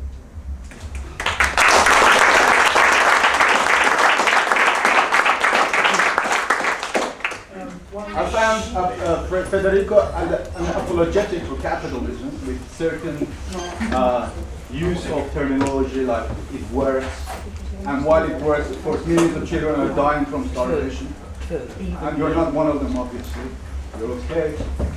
But let them die because for you it's statistics. So, as revolutionaries, no, I'm not saying you're as socialist revolutionaries, we are socialists. We are thinking of the situation every second. It's not that we are saying hallelujah socialism and getting a job. I haven't had a job for tens of years, by the way. Fuck capitalism, yeah. And I mean it every sense of the word. Because a lot of people who kind of come here and talk, and then they go and get their job and their money and their consumerism and all that. Fuck them all as well. So well, really, I find you an apologetic for capitalism. You are to me you are like a problem for socialism. Have you got a question? Let him speak. No, I'm sorry. Everyone else has been limited in time, so I'm afraid I'm going to have to keep you in time. So can you move to a question? Yeah, he says private property is not the problem. First of all, we didn't say private property. We said private property relationship. You don't understand. Private property relationship. It means there's a concentration of private property, which you call it centralization. And then you contradicted yourself. By saying the problem is centralization. There is centralization because there is private property relationship. In that private property relationship, there is wealth accumulation and concentration, and consequently increasing misery and suffering for working men and women across the fucking world. There are 3 billion people who are earning less than $2 a day. Yeah? And while you want to play with your little 5-star game here and there, it's going to get worse. I need a question. I've got no question. Because he's not capable of answering. Okay. Imagine a policeman comes back from his job and he says, today 5 people were killed during a shooting. And then somebody stands up and says, oh, you don't care about them, you murderer, or you could just let them die, right? Just because you're telling a story or reporting something, it does not mean you're endorsing it or you're being apologetic with regards to it. So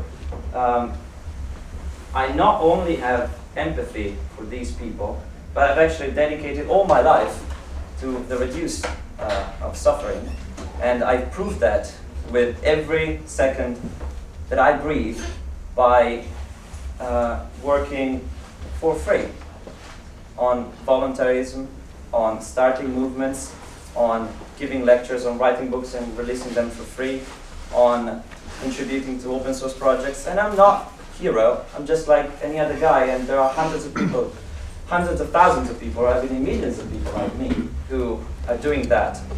And I'm doing that to the best of my ability. A priest is And- doing the same thing as well.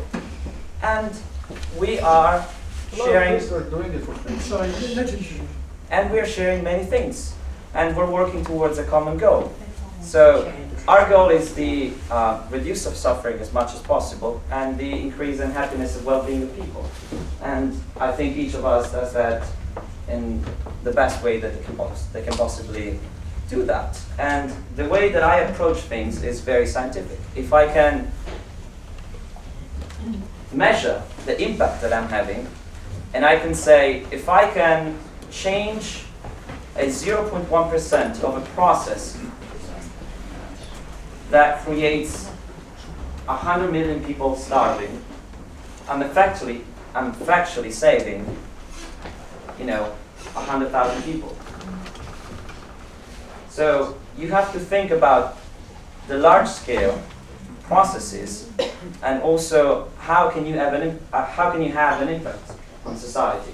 So the way I live my life, and many other people like myself live their lives, is to do what they can in their own little environments, so their family and their friends, and I try to live by, with those values, and also I try to have an impact on the global scale. So I think we should really be thinking about how do we live our lives with some dignity, to the best of our ability, to have the biggest impact possible, and also how can we measure the impact that we're having, so that we are sure that we're actually doing something and not just think we're doing something.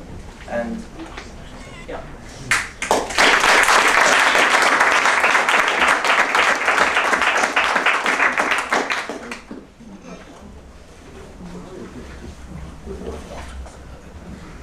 The lady at the top there, who's Yeah. been waiting so long. Because all that sounds very nice. I remember me when I arrived in Milan all those years back. But the point is that Federico doesn't take into account, for instance, the nature of human being. Because what we do with greediness that leads to the accumulation of resources and resources. Mm-hmm. And so it makes that group richer and richer by the day. How do you eliminate that? How do you change that Slim further to communication? Sure, he has his hands as well in the drug dealing, because that is a very big issue in Mexico and all the West world. If drugs were legalized, probably Slim going to be less richer. And thirdly, there is the other issue that is not a little matter. What we do with population explosion. Okay. So the first, what do we do with greed? How do we eliminate greed in human nature?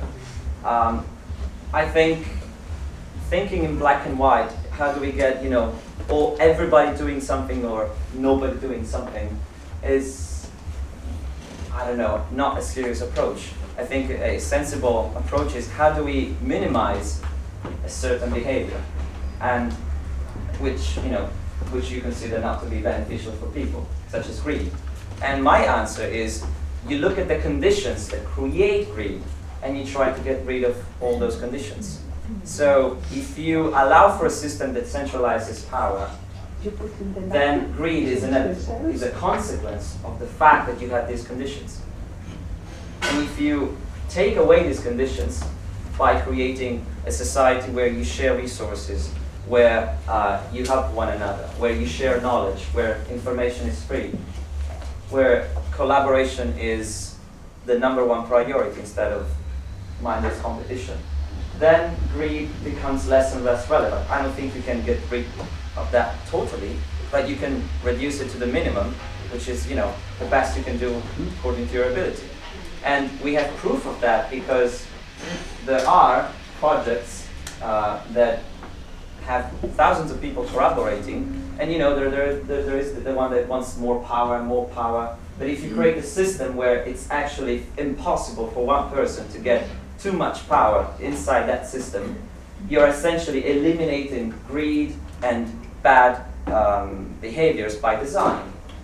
So if you try to join the Linux kernel development, for instance, which has a huge impact on humanity, there's no way you can get greedy in there and control everyone else, because it's decentralized by nature. So it's impossible to be so greedy in a system where people share resources and collaborate together towards a certain goal.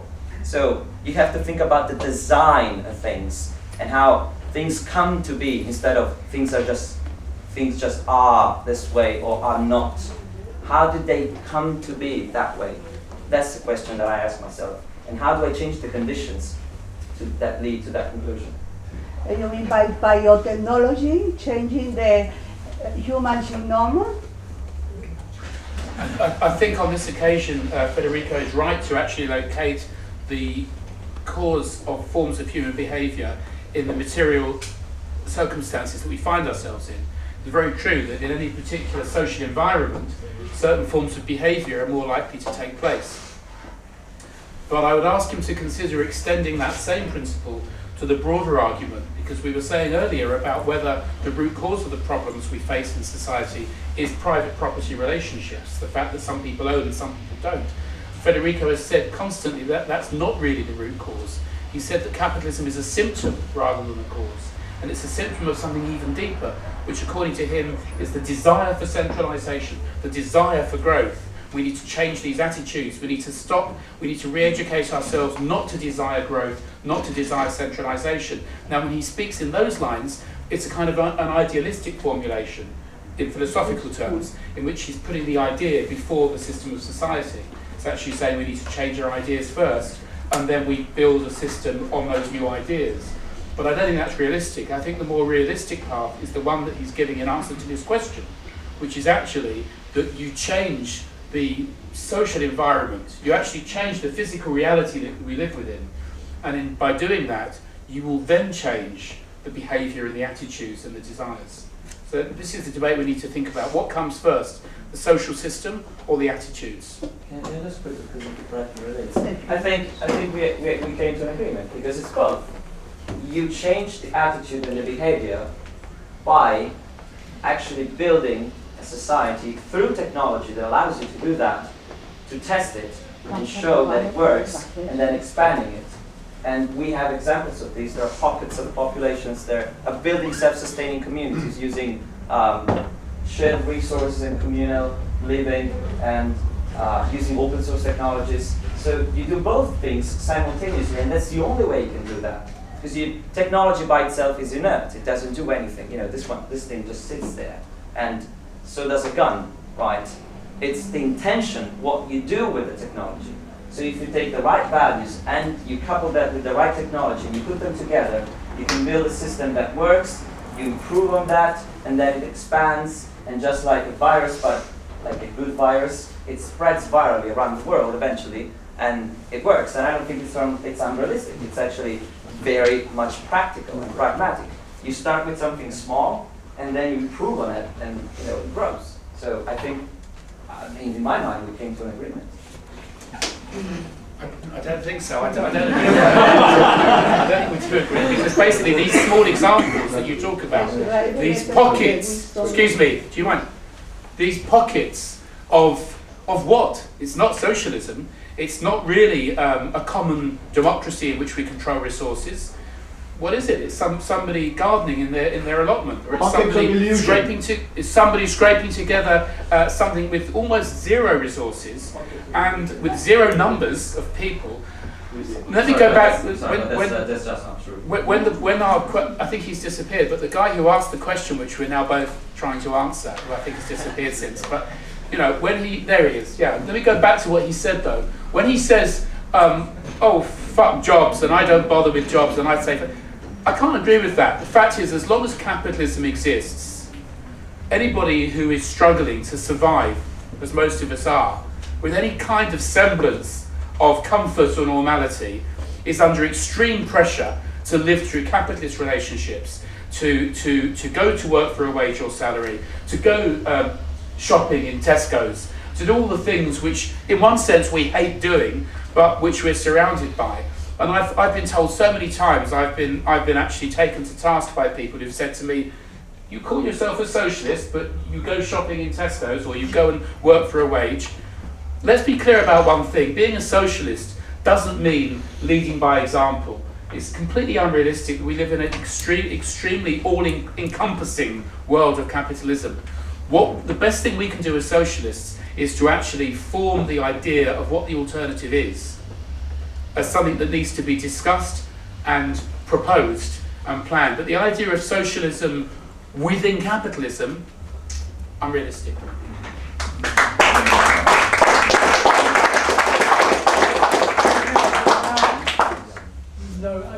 No, listen, if you're intelligent, as I'm absolutely sure you are, you'll find a way of working it into an answer to a future question, all right? Okay, so don't lose it, but I want to get the floor sort of going.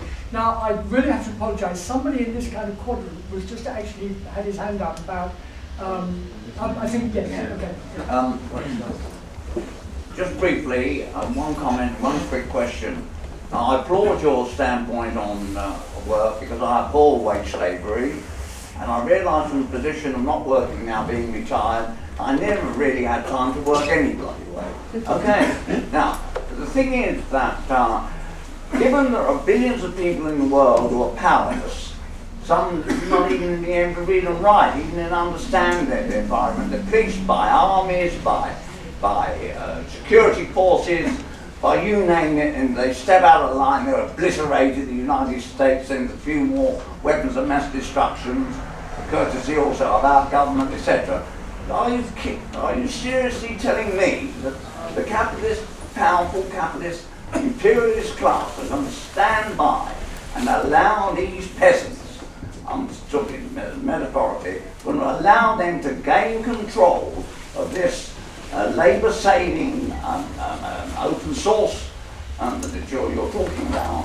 Are you seriously saying they are going to allow that, given the overwhelming power they've got? Obviously not. So I think there are two answers to this. One is they might not have a choice, meaning that if you start a process like that has an avalanche effect, it doesn't matter if you put obstacles in there, it just goes. And the fact that we've been moving towards a society that's more free, more open, more transparent, where knowledge is more shared, and we know more things about the government, what people do. And despite the fact that there are still about 1 billion people struggling to survive because they live on basically nothing, less than $2 a day, poverty has been decreasing, okay? Suffering has been decreasing. In India alone, they went from, I think, 800,000 people dying of polio to 0. And I'm not saying this, with lightness in my heart, but it's all thanks to Bill Gates. And I'm not saying Bill Gates, is the hero, is the good guy. He started Microsoft, and I'm for open source. But you have to put things into context. There are lots of people who are very powerful and very wealthy, who could be spending, that have this humongous properties and 10 jet skis and 50 boats. And Warren Buffett lives a very frugal life. He goes around with, the bus. And he lives in he's been living in the same house for 45 years, and he doesn't buy anything fancy, and he pledged 99% of the whole of his wealth, which is dozens of billions of dollars, to social responsible programs to eliminate poverty.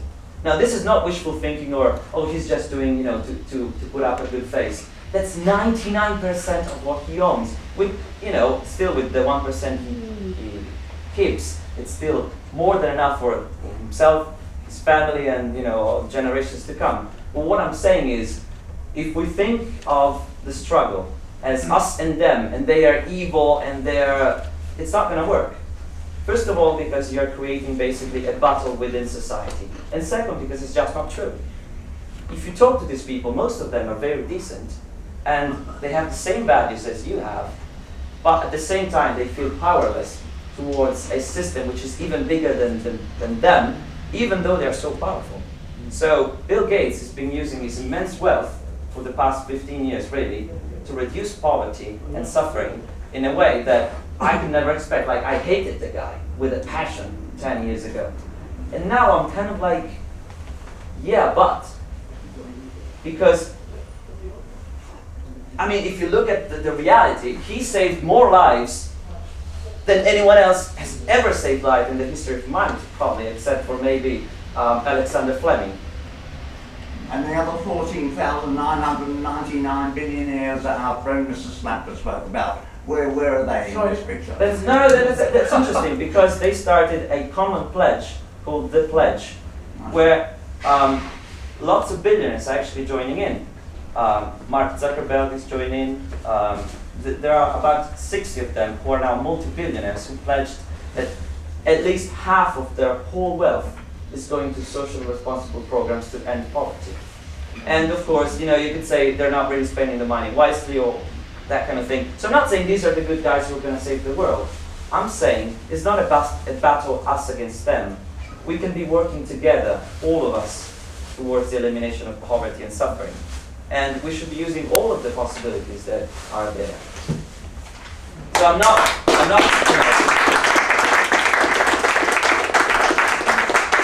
being apologetic to these rich people, because obviously if they gained all that wealth, it was at the expense of someone else.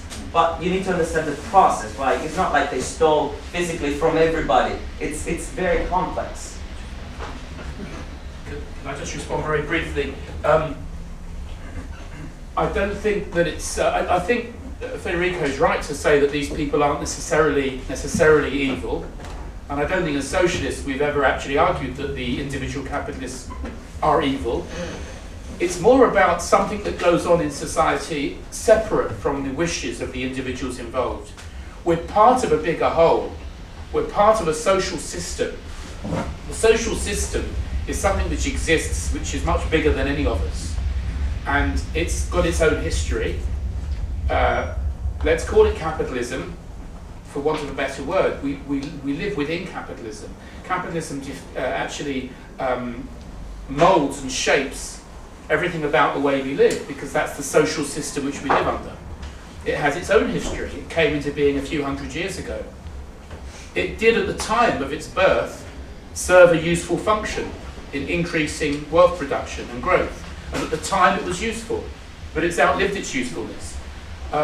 Even if we do as Federico recommends and drop the desire for growth, either way it's lost its usefulness. Capitalism, even if we actually hang on to the desire for growth, capitalism is a questionable way of achieving that. In fact, regardless of whether we train our desires to be pro-growth or anti-growth, none of that matters. The fact is, capitalism as a social system has outlived its usefulness on almost any criteria. And therefore it really has to go. So the fact that some of the individuals who actually own and control that system are making some efforts to act in a way that's socially responsible, they can't, even if they want to. By giving their money to socially responsible projects, that's fine, but that's still not actually changing the social relationship at the heart of the economy, which is one of employment. That's really the core issue. Is it employer and employee which dominates the productive process still?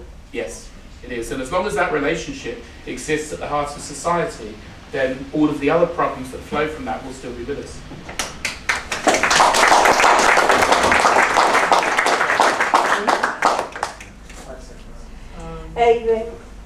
How many people want to speak? We got 1, 2, 3, 4, 5. No, I'm sorry, we do need to get the floor involved. As I said, try and work around it. No, sorry, we've got two hands up here, but you've spoken before, so I'm going to get people who haven't spoken yet. So you want to speak. Just a question for Clifford. I don't remember the name, unfortunately, so I apologize. But there is a community. No, you don't remember the name of? A community in Spain, where the socialism is applied. There is free. Mondragon. So there is money free, everything is shared. When somebody is coming new, they have to build the house of this person. So it's kind of shared in the community, even the house itself.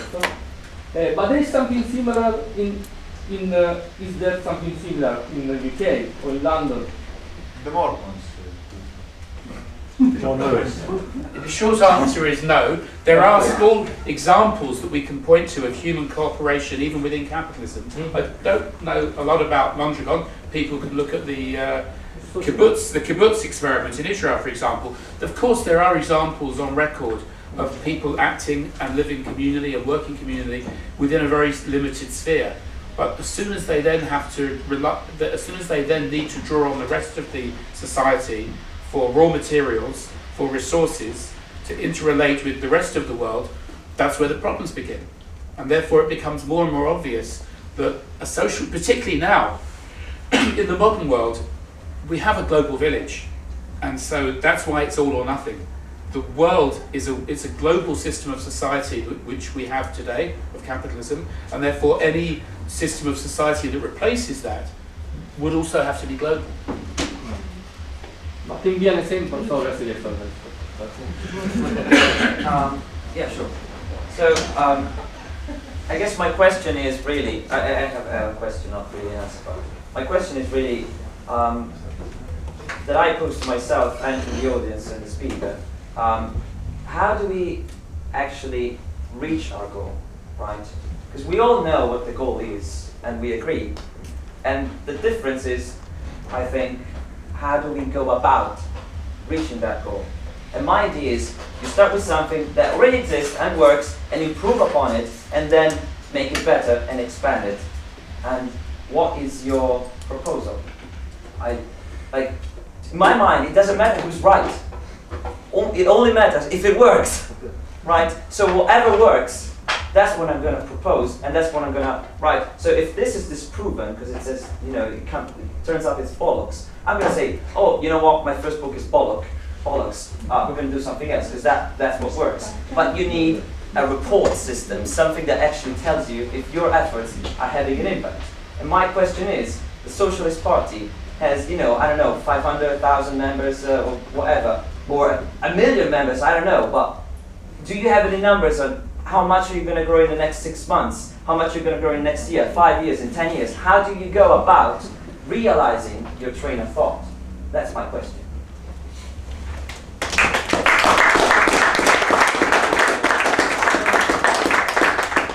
I'll come to you. Joe with the ZJ t-shirt over there. So first of all, I just want to thank you both for coming here. But the question I wanted to ask to each of you is just on a personal level. When you, obviously this kind of thing, it involves a lot of communication with loads of different people. So when you discover that the person you're talking to is either a very negative person or a very angry person, what methods have you both found that are effective ways of communicating with them? Oh, excellent question. Well, first of all, I try to live by my ideas. It's not always easy, but one way is to try to understand what the common ground is, really. And first of all, to understand what they're saying. Because most of the time you disagree really on nothing. You disagree maybe on, the facial expression that they made or the intonation that they used, but you're not really disagreeing on anything else. So first of all, I try to understand what they're saying. And then I try to find a common ground, and from there to build upon. And I think that's my approach. I think that's very sensible. The root cause. I think the anger and negativity that we find around us quite commonly in capitalist society comes from frustration. People are being socially indoctrinated, basically, to have a whole set of desires and aspirations, most of which are going to be constantly frustrated. And we see occasional outbreaks of hysteria tied to frustration. We saw elements of that in the rioting that took place the summer before last, where people have been almost pre-programmed to explode, because there are so many desires in society that people are being fed through advertising to have in themselves and then not to have these realised. There's enormous alienation. It's a sort of a buzzword, but it's true. In present-day society, the amount of dislocation, alienation, isolation of people, lack of common cause, all of these things create a psychology which is full of frustration and bitterness. So yes, we do come up against this. But how to deal with it, the way to deal with it is to actually identify what its root is. And it's actually very much the frustration is coming very often from the actual system that we set out to oppose. So in that sense, of course, yes, there is a common ground.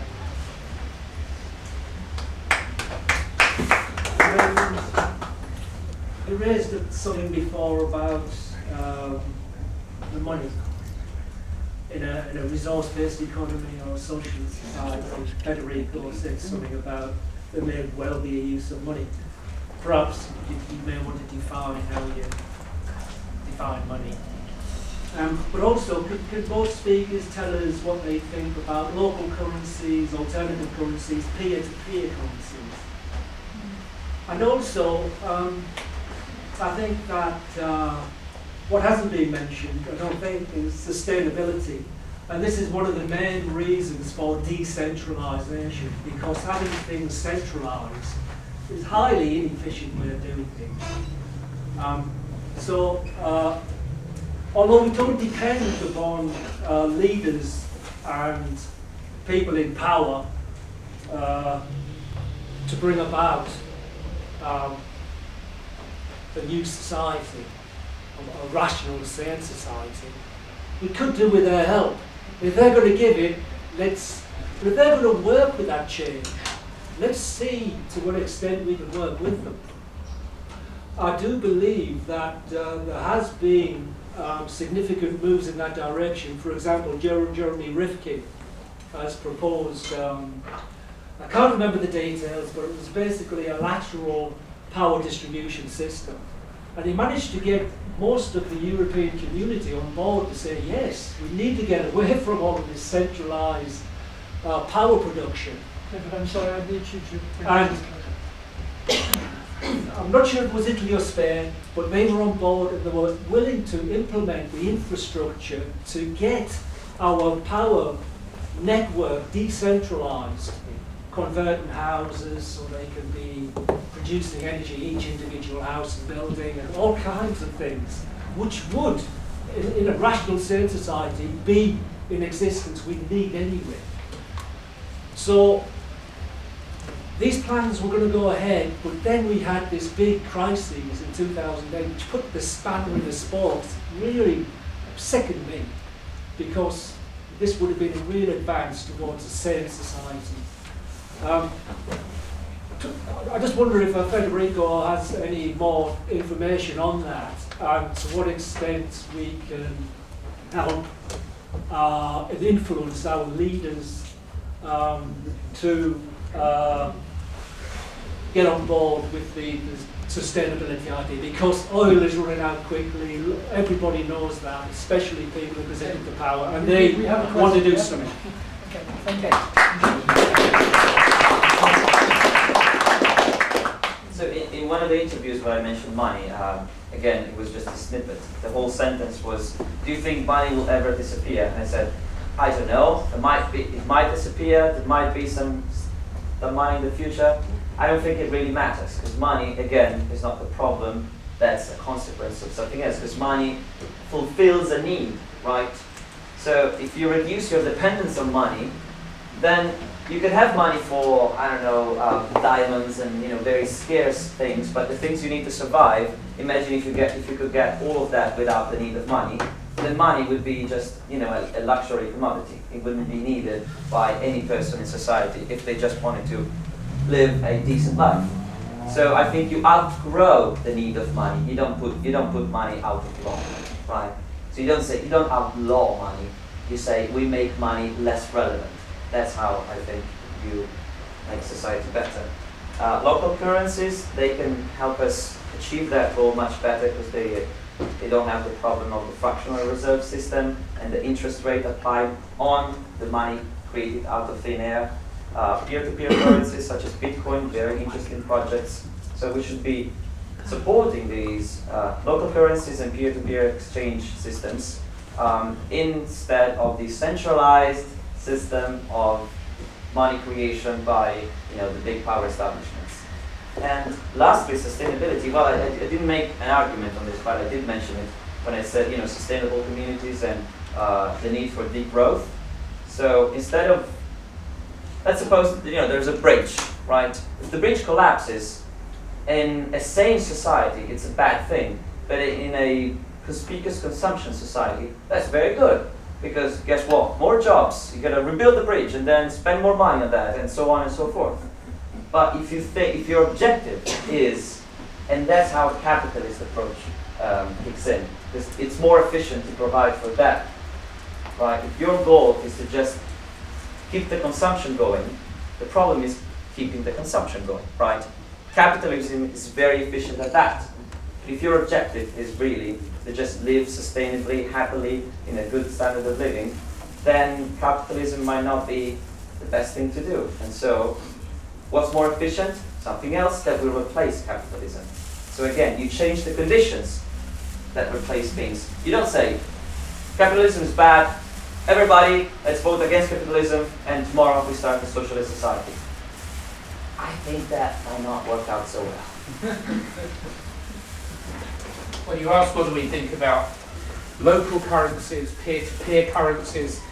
I think it's absolute nonsense and really undesirable to create more new systems of money. We've spent thousands of years reaching a point in history where we can get rid of the damn stuff. We don't want to create new systems of money and hold them up as something precious and useful and positive. We want to get rid of the money system. That's what it's about, not creating new money systems, even as a transitionary stage. Money is a reflection of the fact that I own something that you don't, and you're going to have to buy it from me. And I don't care whether it's a local currency or any other kind of currency. It could be monopoly money for all I care. But you're going to give me money for it because you don't own it. I've got the right to it until I get your money. No, this is nonsense.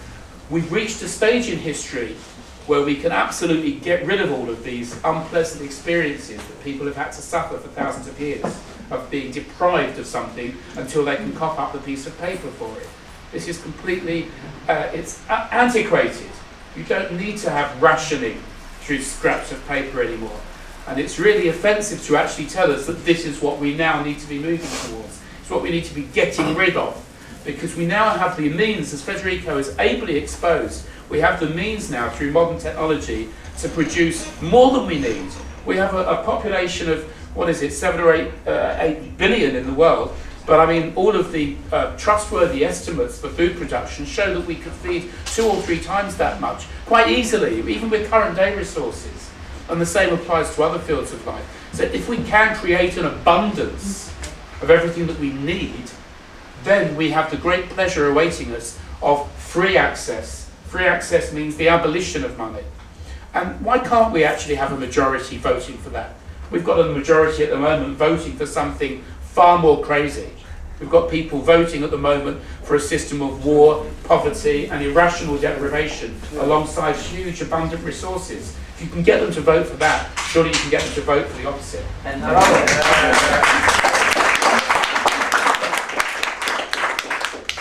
sorry, but you mustn't judge me. How do you get the majority? I'm sorry, no, I mustn't. Through education. So there's been a lady here who's been working with education. What else? Hello, I would like to thank to everyone for being here because I think it's totally wrong just thank to them. I think we all deserve this and we should be acknowledged for this. And I would like to make my point about, I want to start, I'm not going to be brief, so just stop me when I got 20 seconds left. So Clifford, you said that a revolutionary is not meant to have, I don't know how to say, like to be the example, not like to be like consistent with everything what you think. I totally disagree with this. I understand it's almost impossible to be consistent with everything in your life, with all your principles, even me I'm not, obviously. But I think your purpose in life, or at least mine, as a revolutionary, is getting to this stage, bit by bit, be more consistent. Otherwise, I find totally stupid and pointless, for example, that we are here. I would like to think after this meeting and after reading a book, after watching a documentary, whatever, you always have your time to think over and to try to make a change or be the change you want to see in the world, no? As Gandhi said. This is one thing. The other thing is just about your speech. For example, you were saying before, like, sorry, what's your name? What's your name? No, Clifford. Federico. Richard. Okay, sorry. You were saying, for example, like, I'm sure you are a very intelligent guy, to Federico. I think there are two kinds of intelligence. Is the intellectual and emotional intelligence. And I think he can be brilliant in the intellectual one, but he's totally low in the emotional one. Sorry about that. That's what everything. First of all, when you said about your book, about the signature, signing the book, so I think we are trying to get rid of these elitism, and you are just reproducing a different way of elitism. And another thing is not just about you, it's about the group. We are here. We just have to see, it's just that symbol, just see how we are seen and how they are seen. It's totally, I don't know if you know my point, what I mean. It's like we are not equal or tall.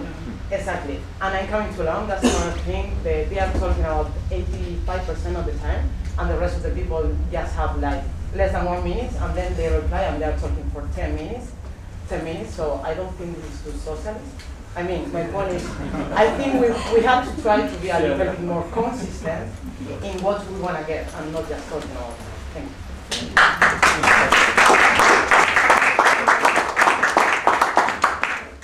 Okay, so thank you for your comment. Absolutely. Well, the reason I brought these books and I said they're available for signatures is because people ask me.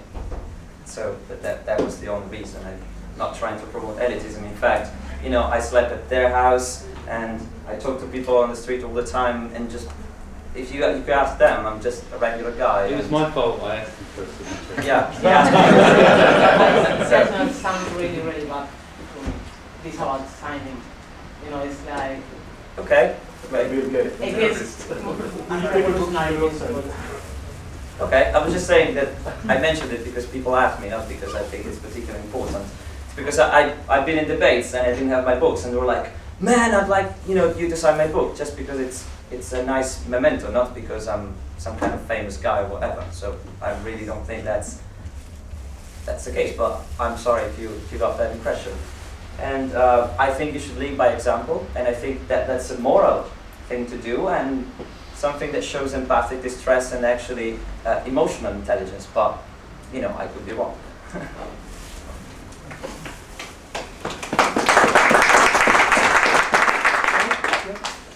Just to go back about the... no, sorry, no, sorry. the chap behind you. Bad. You've spoken before. Yeah, I'll give up now. Sorry.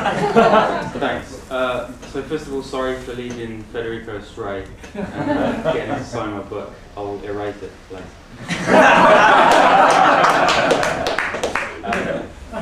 So it seems just as a common thread, it could be defined as the erosion of institutions, whether it's behavioural institutions such as employment, or centralisation, or actual institutions like institutions that look after money, and the institution of exchange.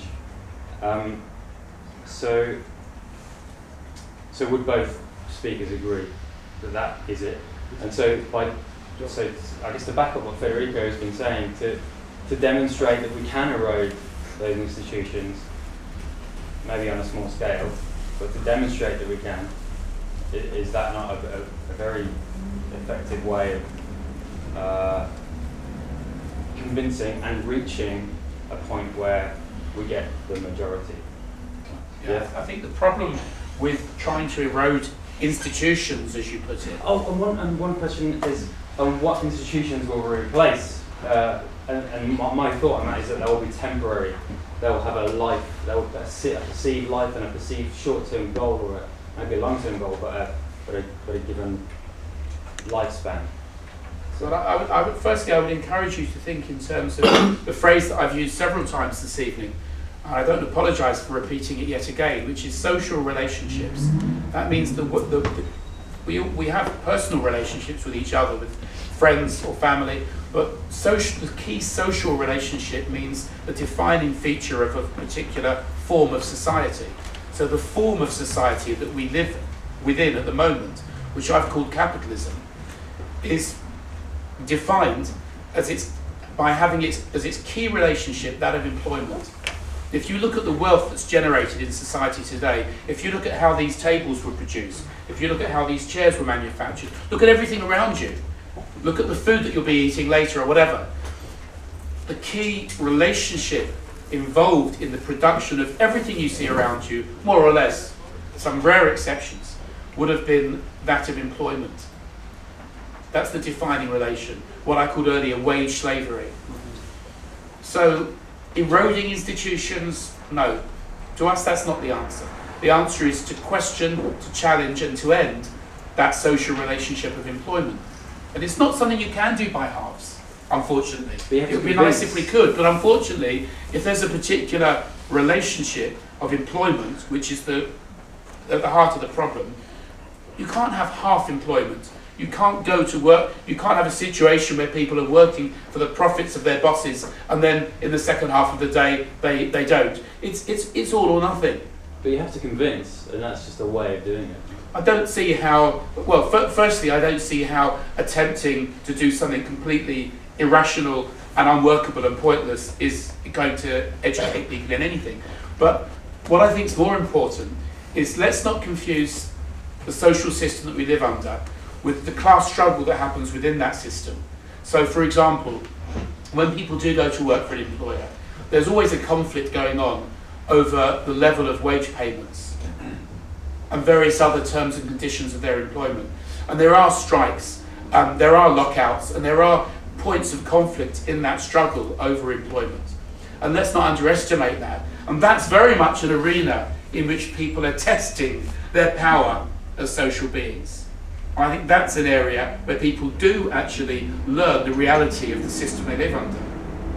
But that's a very different matter from trying to advocate a social experiment of having a pocket of socialism within capitalism, which I think history has shown us over and over again doesn't mean anything.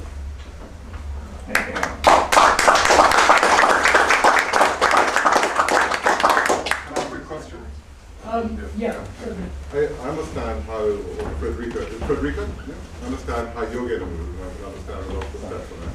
I'm sorry, Richard, I don't understand what your solution is, what you're actually going to do to make the change. I heard you say resignation, and the first thing I thought, well, how are you going to get them to resign? So what action steps are you going to take to change the social structure? Well, it's very simple. The socialist form of society means common ownership of productive resources. So all of the productive machinery, all of the raw materials, all of the industry would be owned in common. How are we going to get there? Let me do it. I understand that. I understand what you're trying to achieve. How are you actually going to get there? The way we get there is through education, through the fact that we firstly need to have a majority of people who actually have determined through their consciousness that they have enough of capitalist society and are ready for socialist society. How are you going to do that? Well, we're doing it right now. No, but can you explain to me how you get yes, there? I can explain. I need to make one point. Yeah. Capitalism will definitely go. I mean, you've seen throughout the world. I'm sorry. Right, let me just finish No, you've had a question. I do have a question. Come on, you had a question, I'm afraid. Well, right, so your question was how are we going to do that? And you then want to extrapolate on that. But I'll tell you what my answer is, and you can tell us yours later. But the way in which we're going to do that. At the present time, how is it that capitalism carries on? It does carry on through consent.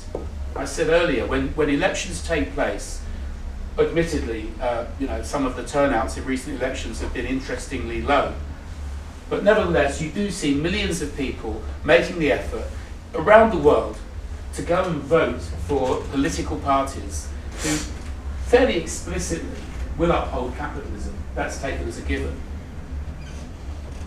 If we can build a movement, growing movement, which refuses to consent to capitalism, that's the only way. And of course it's not easy. Of course we have a very small minority at the moment who stand for socialism. No one's saying that this is going to be very easy. But look at the alternatives. What choice have we got? The only choice, the only method that anyone has realistically come up with is mutual education to a point where we actually, this is the same as in any form of society. How does capitalism carry on? It persuades people to vote for it. It persuades people to consent to it. And you ask, how are we going to do something different? The answer is in the question. By actually persuading people to support the idea of socialism rather than capitalism. What's the problem with that?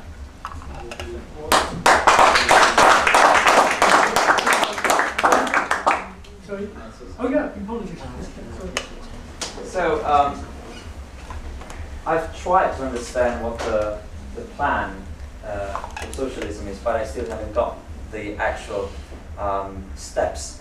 And to just say education, well, what's your plan to grow the consensus or the consciousness, from the present moment to double that, to eventually 51%. And I actually hadn't heard any single example of that, of how that could be achieved. But if we extend the concept of education to also what I think is practical education and showing and leading by example, then you could call that education, but you're actually getting more consensus because people are convinced by evidence. Okay? So as long as we like to think that people like to philosophize about life 24 hours a day, 7 days a week. They don't. Okay? They believe what they can see, what they can touch, what they can eat. So if by education you mean, look, I'm growing food and I didn't work 10 hours a day to do this. I worked half an hour a day, and I'm spending half of what I used to. Oh look, my electricity bill is 0 because I have solar panels in my. Because that is also education. That is practical education that actually teaches people how a different system can be used. So if we extend the idea of education to also practical education and leading by example, then I agree with you that through education we can achieve that goal. But through just talking, we're never going to achieve that goal because we haven't done that in the last 100 years, 107 years that the Socialist Party has been around, and the Socialist Party hasn't actually grew anything in numbers. It actually, has been shrinking. And the reason is because, guys, you've got to show what you want to do. You've got to prove that what you're doing is working and that you live happier. And I'm sorry to say, but all this negativity, I'm a nice guy, I don't take anything personal, but all this negativity that you throw around at people who come here and try to have a conversation with you, how can you reach a consensus and common ground with people if you're that violent in your means of communication?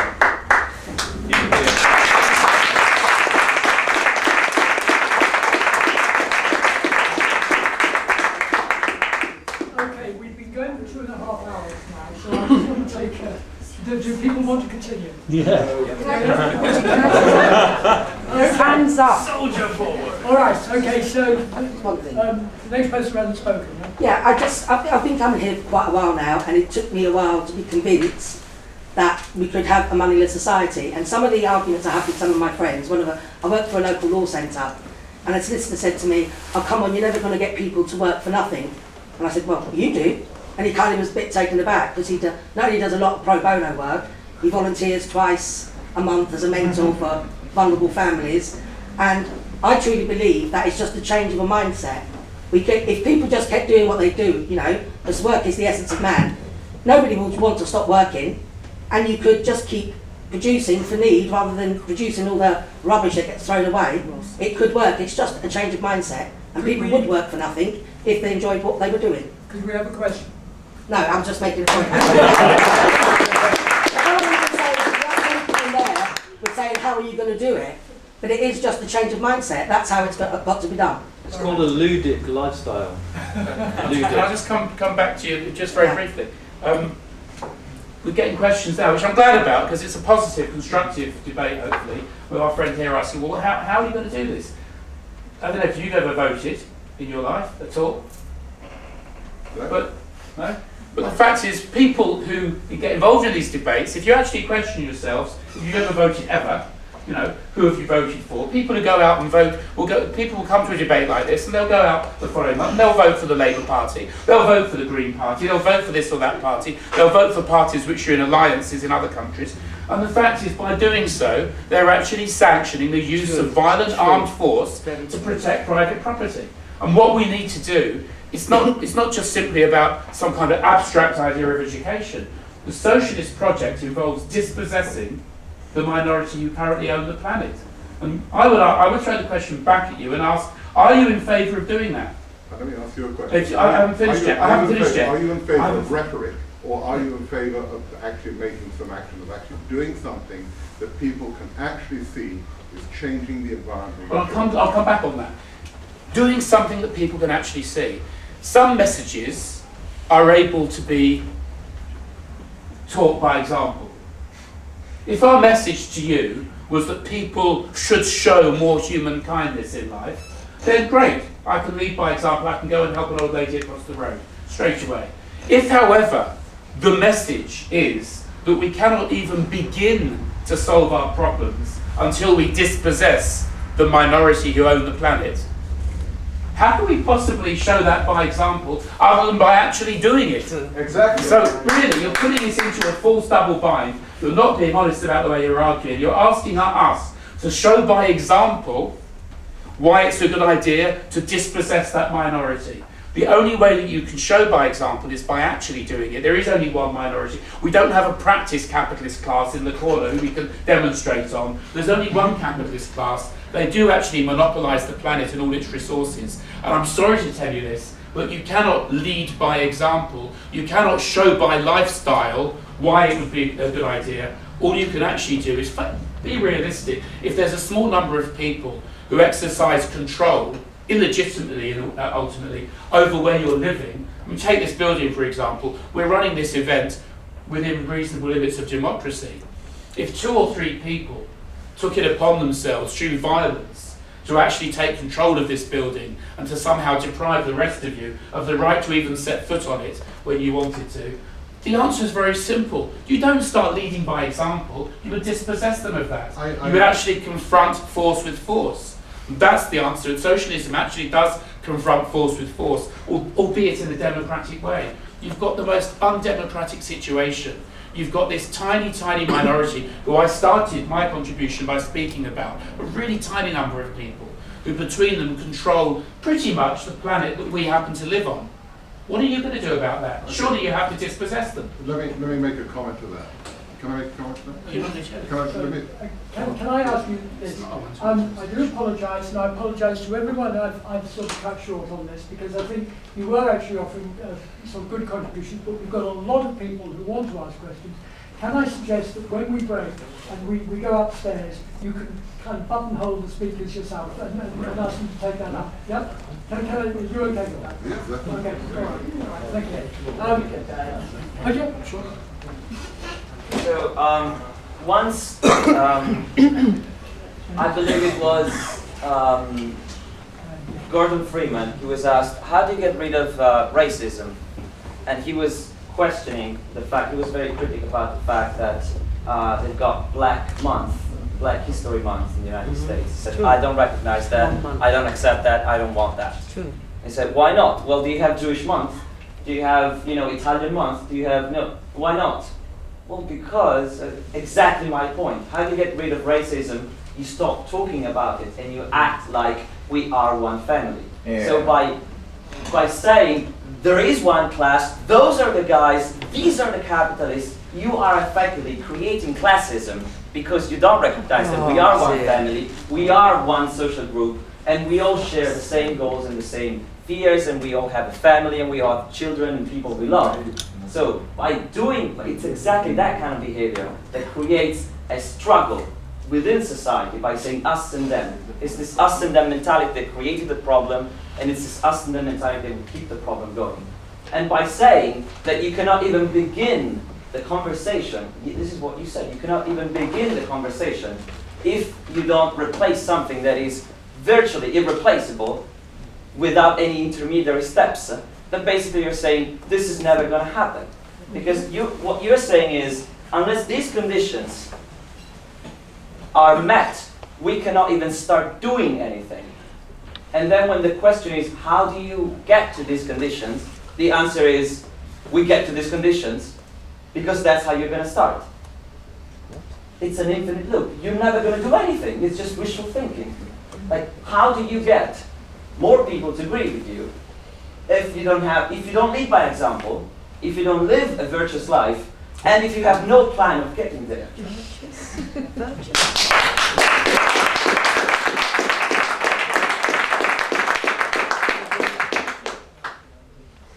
I think this gentleman was before me, actually.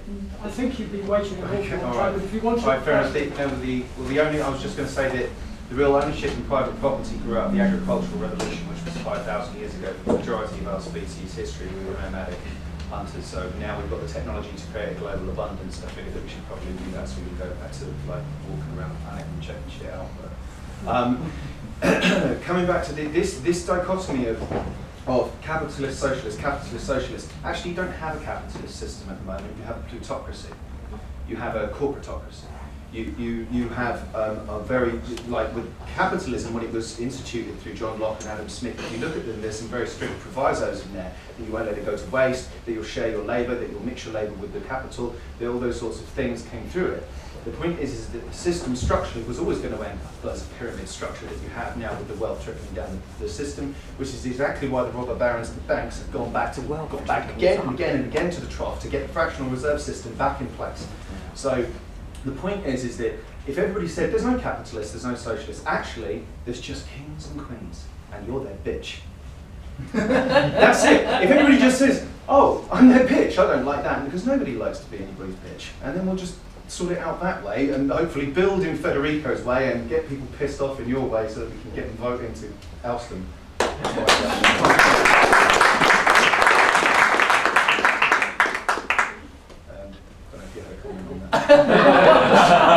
Agree.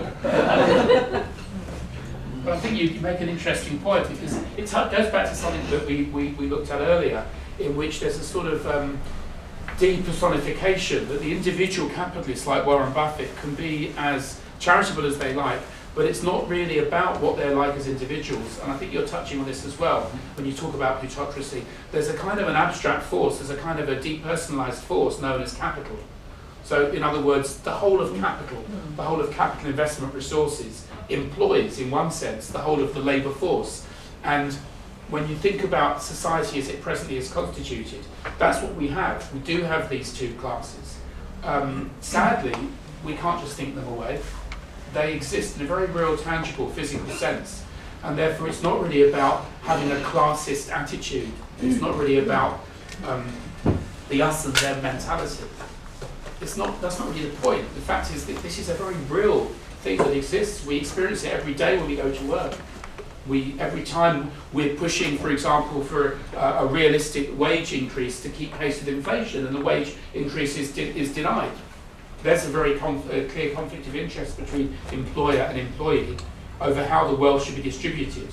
And the fact that wealth is created entirely by in physical terms, by the employee, doesn't matter. The fact is still the employer is trying to take a larger and larger slice of that. Actually, the wealth is largely generated by the upper 1%. No. The Citigroup internal document that was leaked a few years ago, they admit it implicitly. They say the wealth generation is created by Wall Street through the circulation of debt and what have you, and actually consumption doesn't bear as heavily on it as you would think. But I agree with the employment argument. Sorry, I agree with what you say about employment. It's exactly the same system that I was just talking about getting rid of. So yeah, sorry. Yeah, but excuse me, you're not talking really about wealth. You're talking about false money. It's just creating false money. It's like a Wizard of Oz situation. So that's not really wealth. So I've heard someone say, no, the 1% are not creating wealth. No, they're not creating real wealth. Hold on until you ask the question, please. Can you ask the question? If you want to ask the question, please. No. This chap over there was waiting for some while. We're back to the second time. You sure? Yes. We're second time. There's so much anticipation now. There was, going back to actually the pledge, just wanted to make a point of the fact that, first off, it's only a very few amount of billionaires who've actually gone into the pledge, so it's not actually a real realisation that things are changing. And also a problem is you can't deny that Bill Gates has obviously stopped a lot of suffering for a lot of people, but by us believing that Bill Gates is doing such a good thing, we're allowing a system that allows so many more people to live in poverty and to die of so much more disease. And I think if you're trying to get rid of capitalism, which I do believe you do, I think it's been mistaken a little earlier on about your stance on capitalism, I think we need to take the power and change to a resource-based society where we can get rid of these issues far more easier than someone who decides that actually it's his time to cure one disease. Yeah.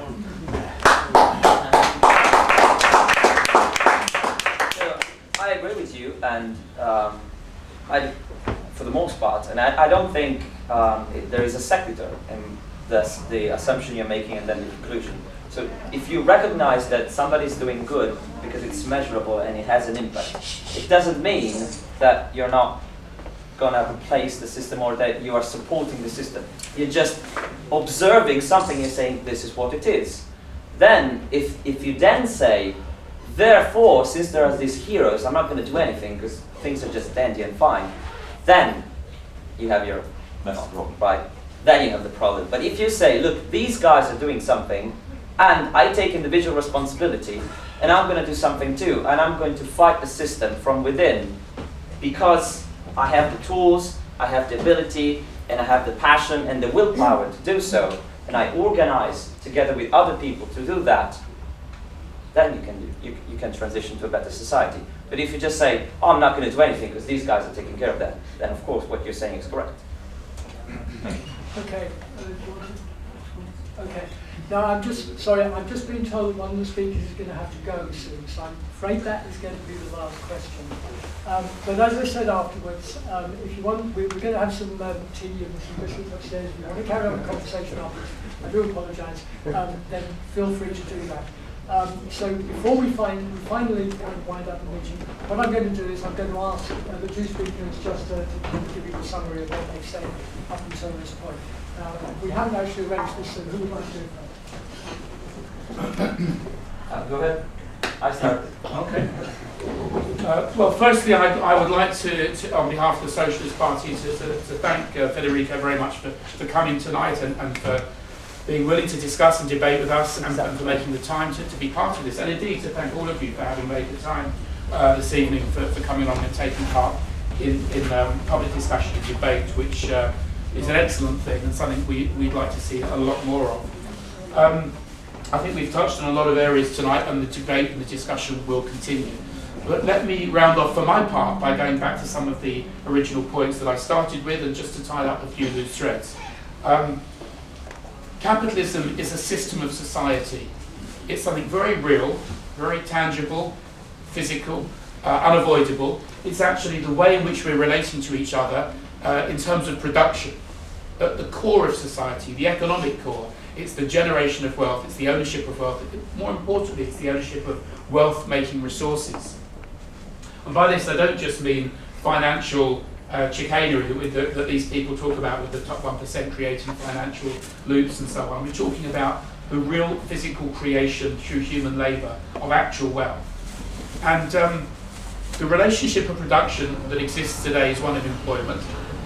It's outlived its usefulness. So therefore we don't need any very long transition.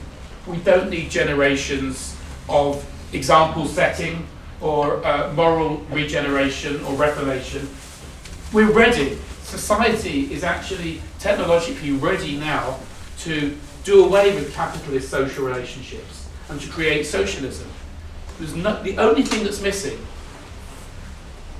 now is a majority will, majority desire and wish and consciousness and understanding. That's the only thing missing. The technology is there, the history is there behind us. Capitalism has risen to prominence and has now outlived its usefulness. So when the Socialist Party is challenged tonight to say what is our programme, what is our system, what is our method for getting there, we don't want to sound glib. And I gave a one-word answer, education. And I don't mean to sound glib, but really there is no other way. There is no magic wand. There is no way of setting an example of socialism within a capitalist system of society, because that's a pure contradiction in terms.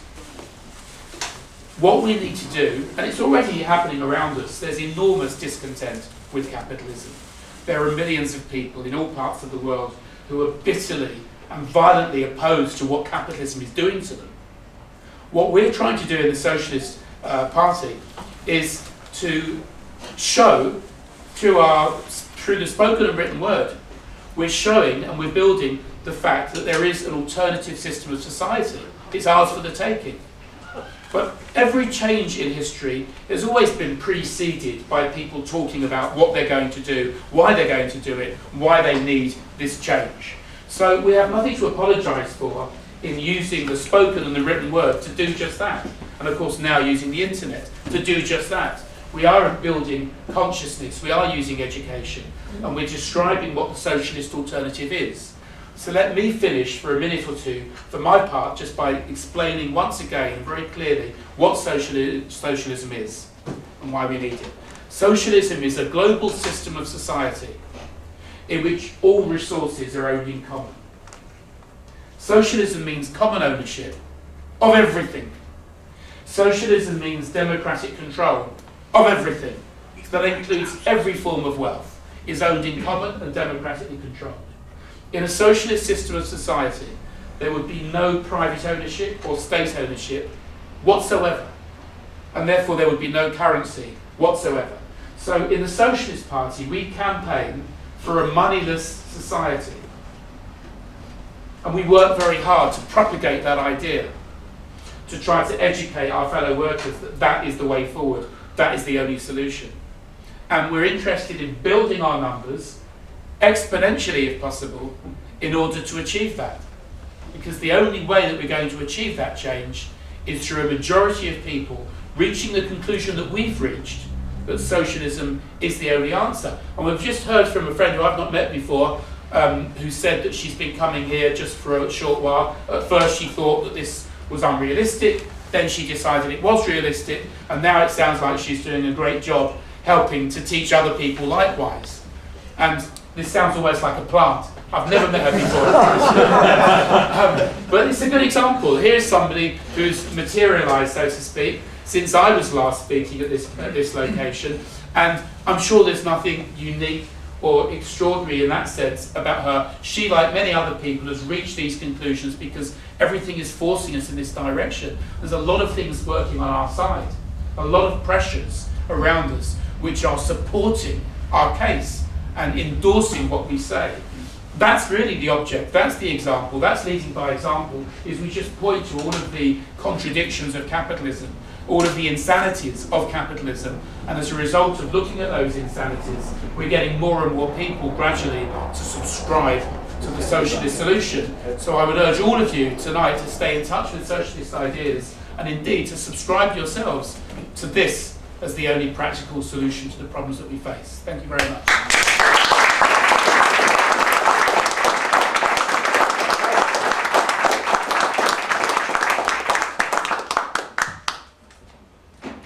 Thank you all for coming, for inviting me here, and for the lovely discussion. I think we have to be as realistic as possible with whatever we do. So if we want really society to change and to have an impact, we have to be able to measure it, to know that it's having an effect, and that we're actually helping someone else, and not just ourselves, or that we think we are helping someone else or maybe ourselves.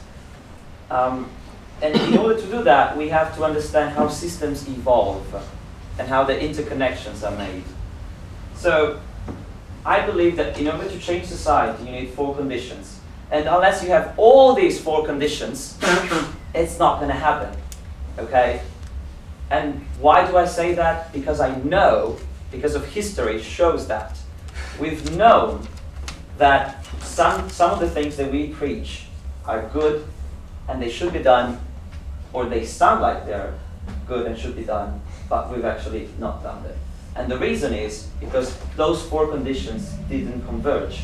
And those are, you have the vision, which is your philosophy, your way you want to do things, or your goal to reach. You need the resources to build those things, both physical and mental and emotional, the resources. You need the technology to enable that to happen, and you need a plan. If you don't have those 4, if just one of these is missing, it's not going to happen. And we shouldn't confuse the goal with the means. So the goal is not to have no ownership, is not to have no money, is not to have democratic participation. The goal is to maximize well-being, minimize suffering. Okay? That's the goal.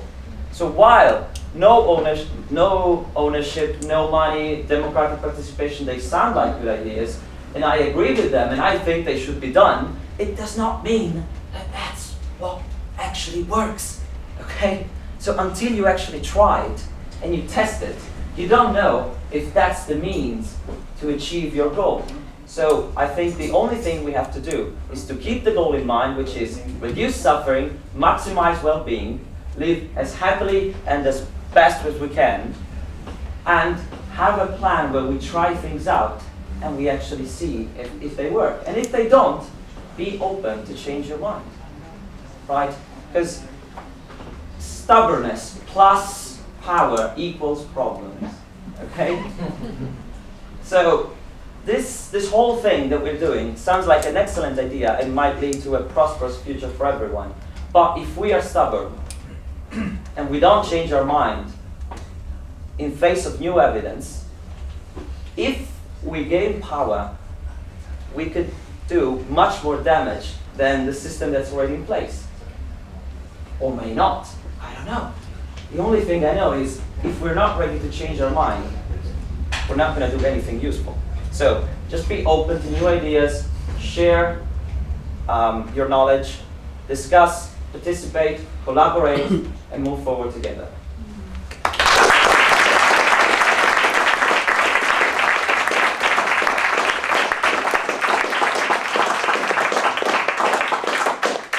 Okay, everyone. Well, thank you very much. I think that was a really good talk. I certainly enjoyed it. As I've said a couple of times before now, if you want to stay and continue the conversation, there's some tea, I think, brewing upstairs. It's not completely stewed by now. There's some biscuits.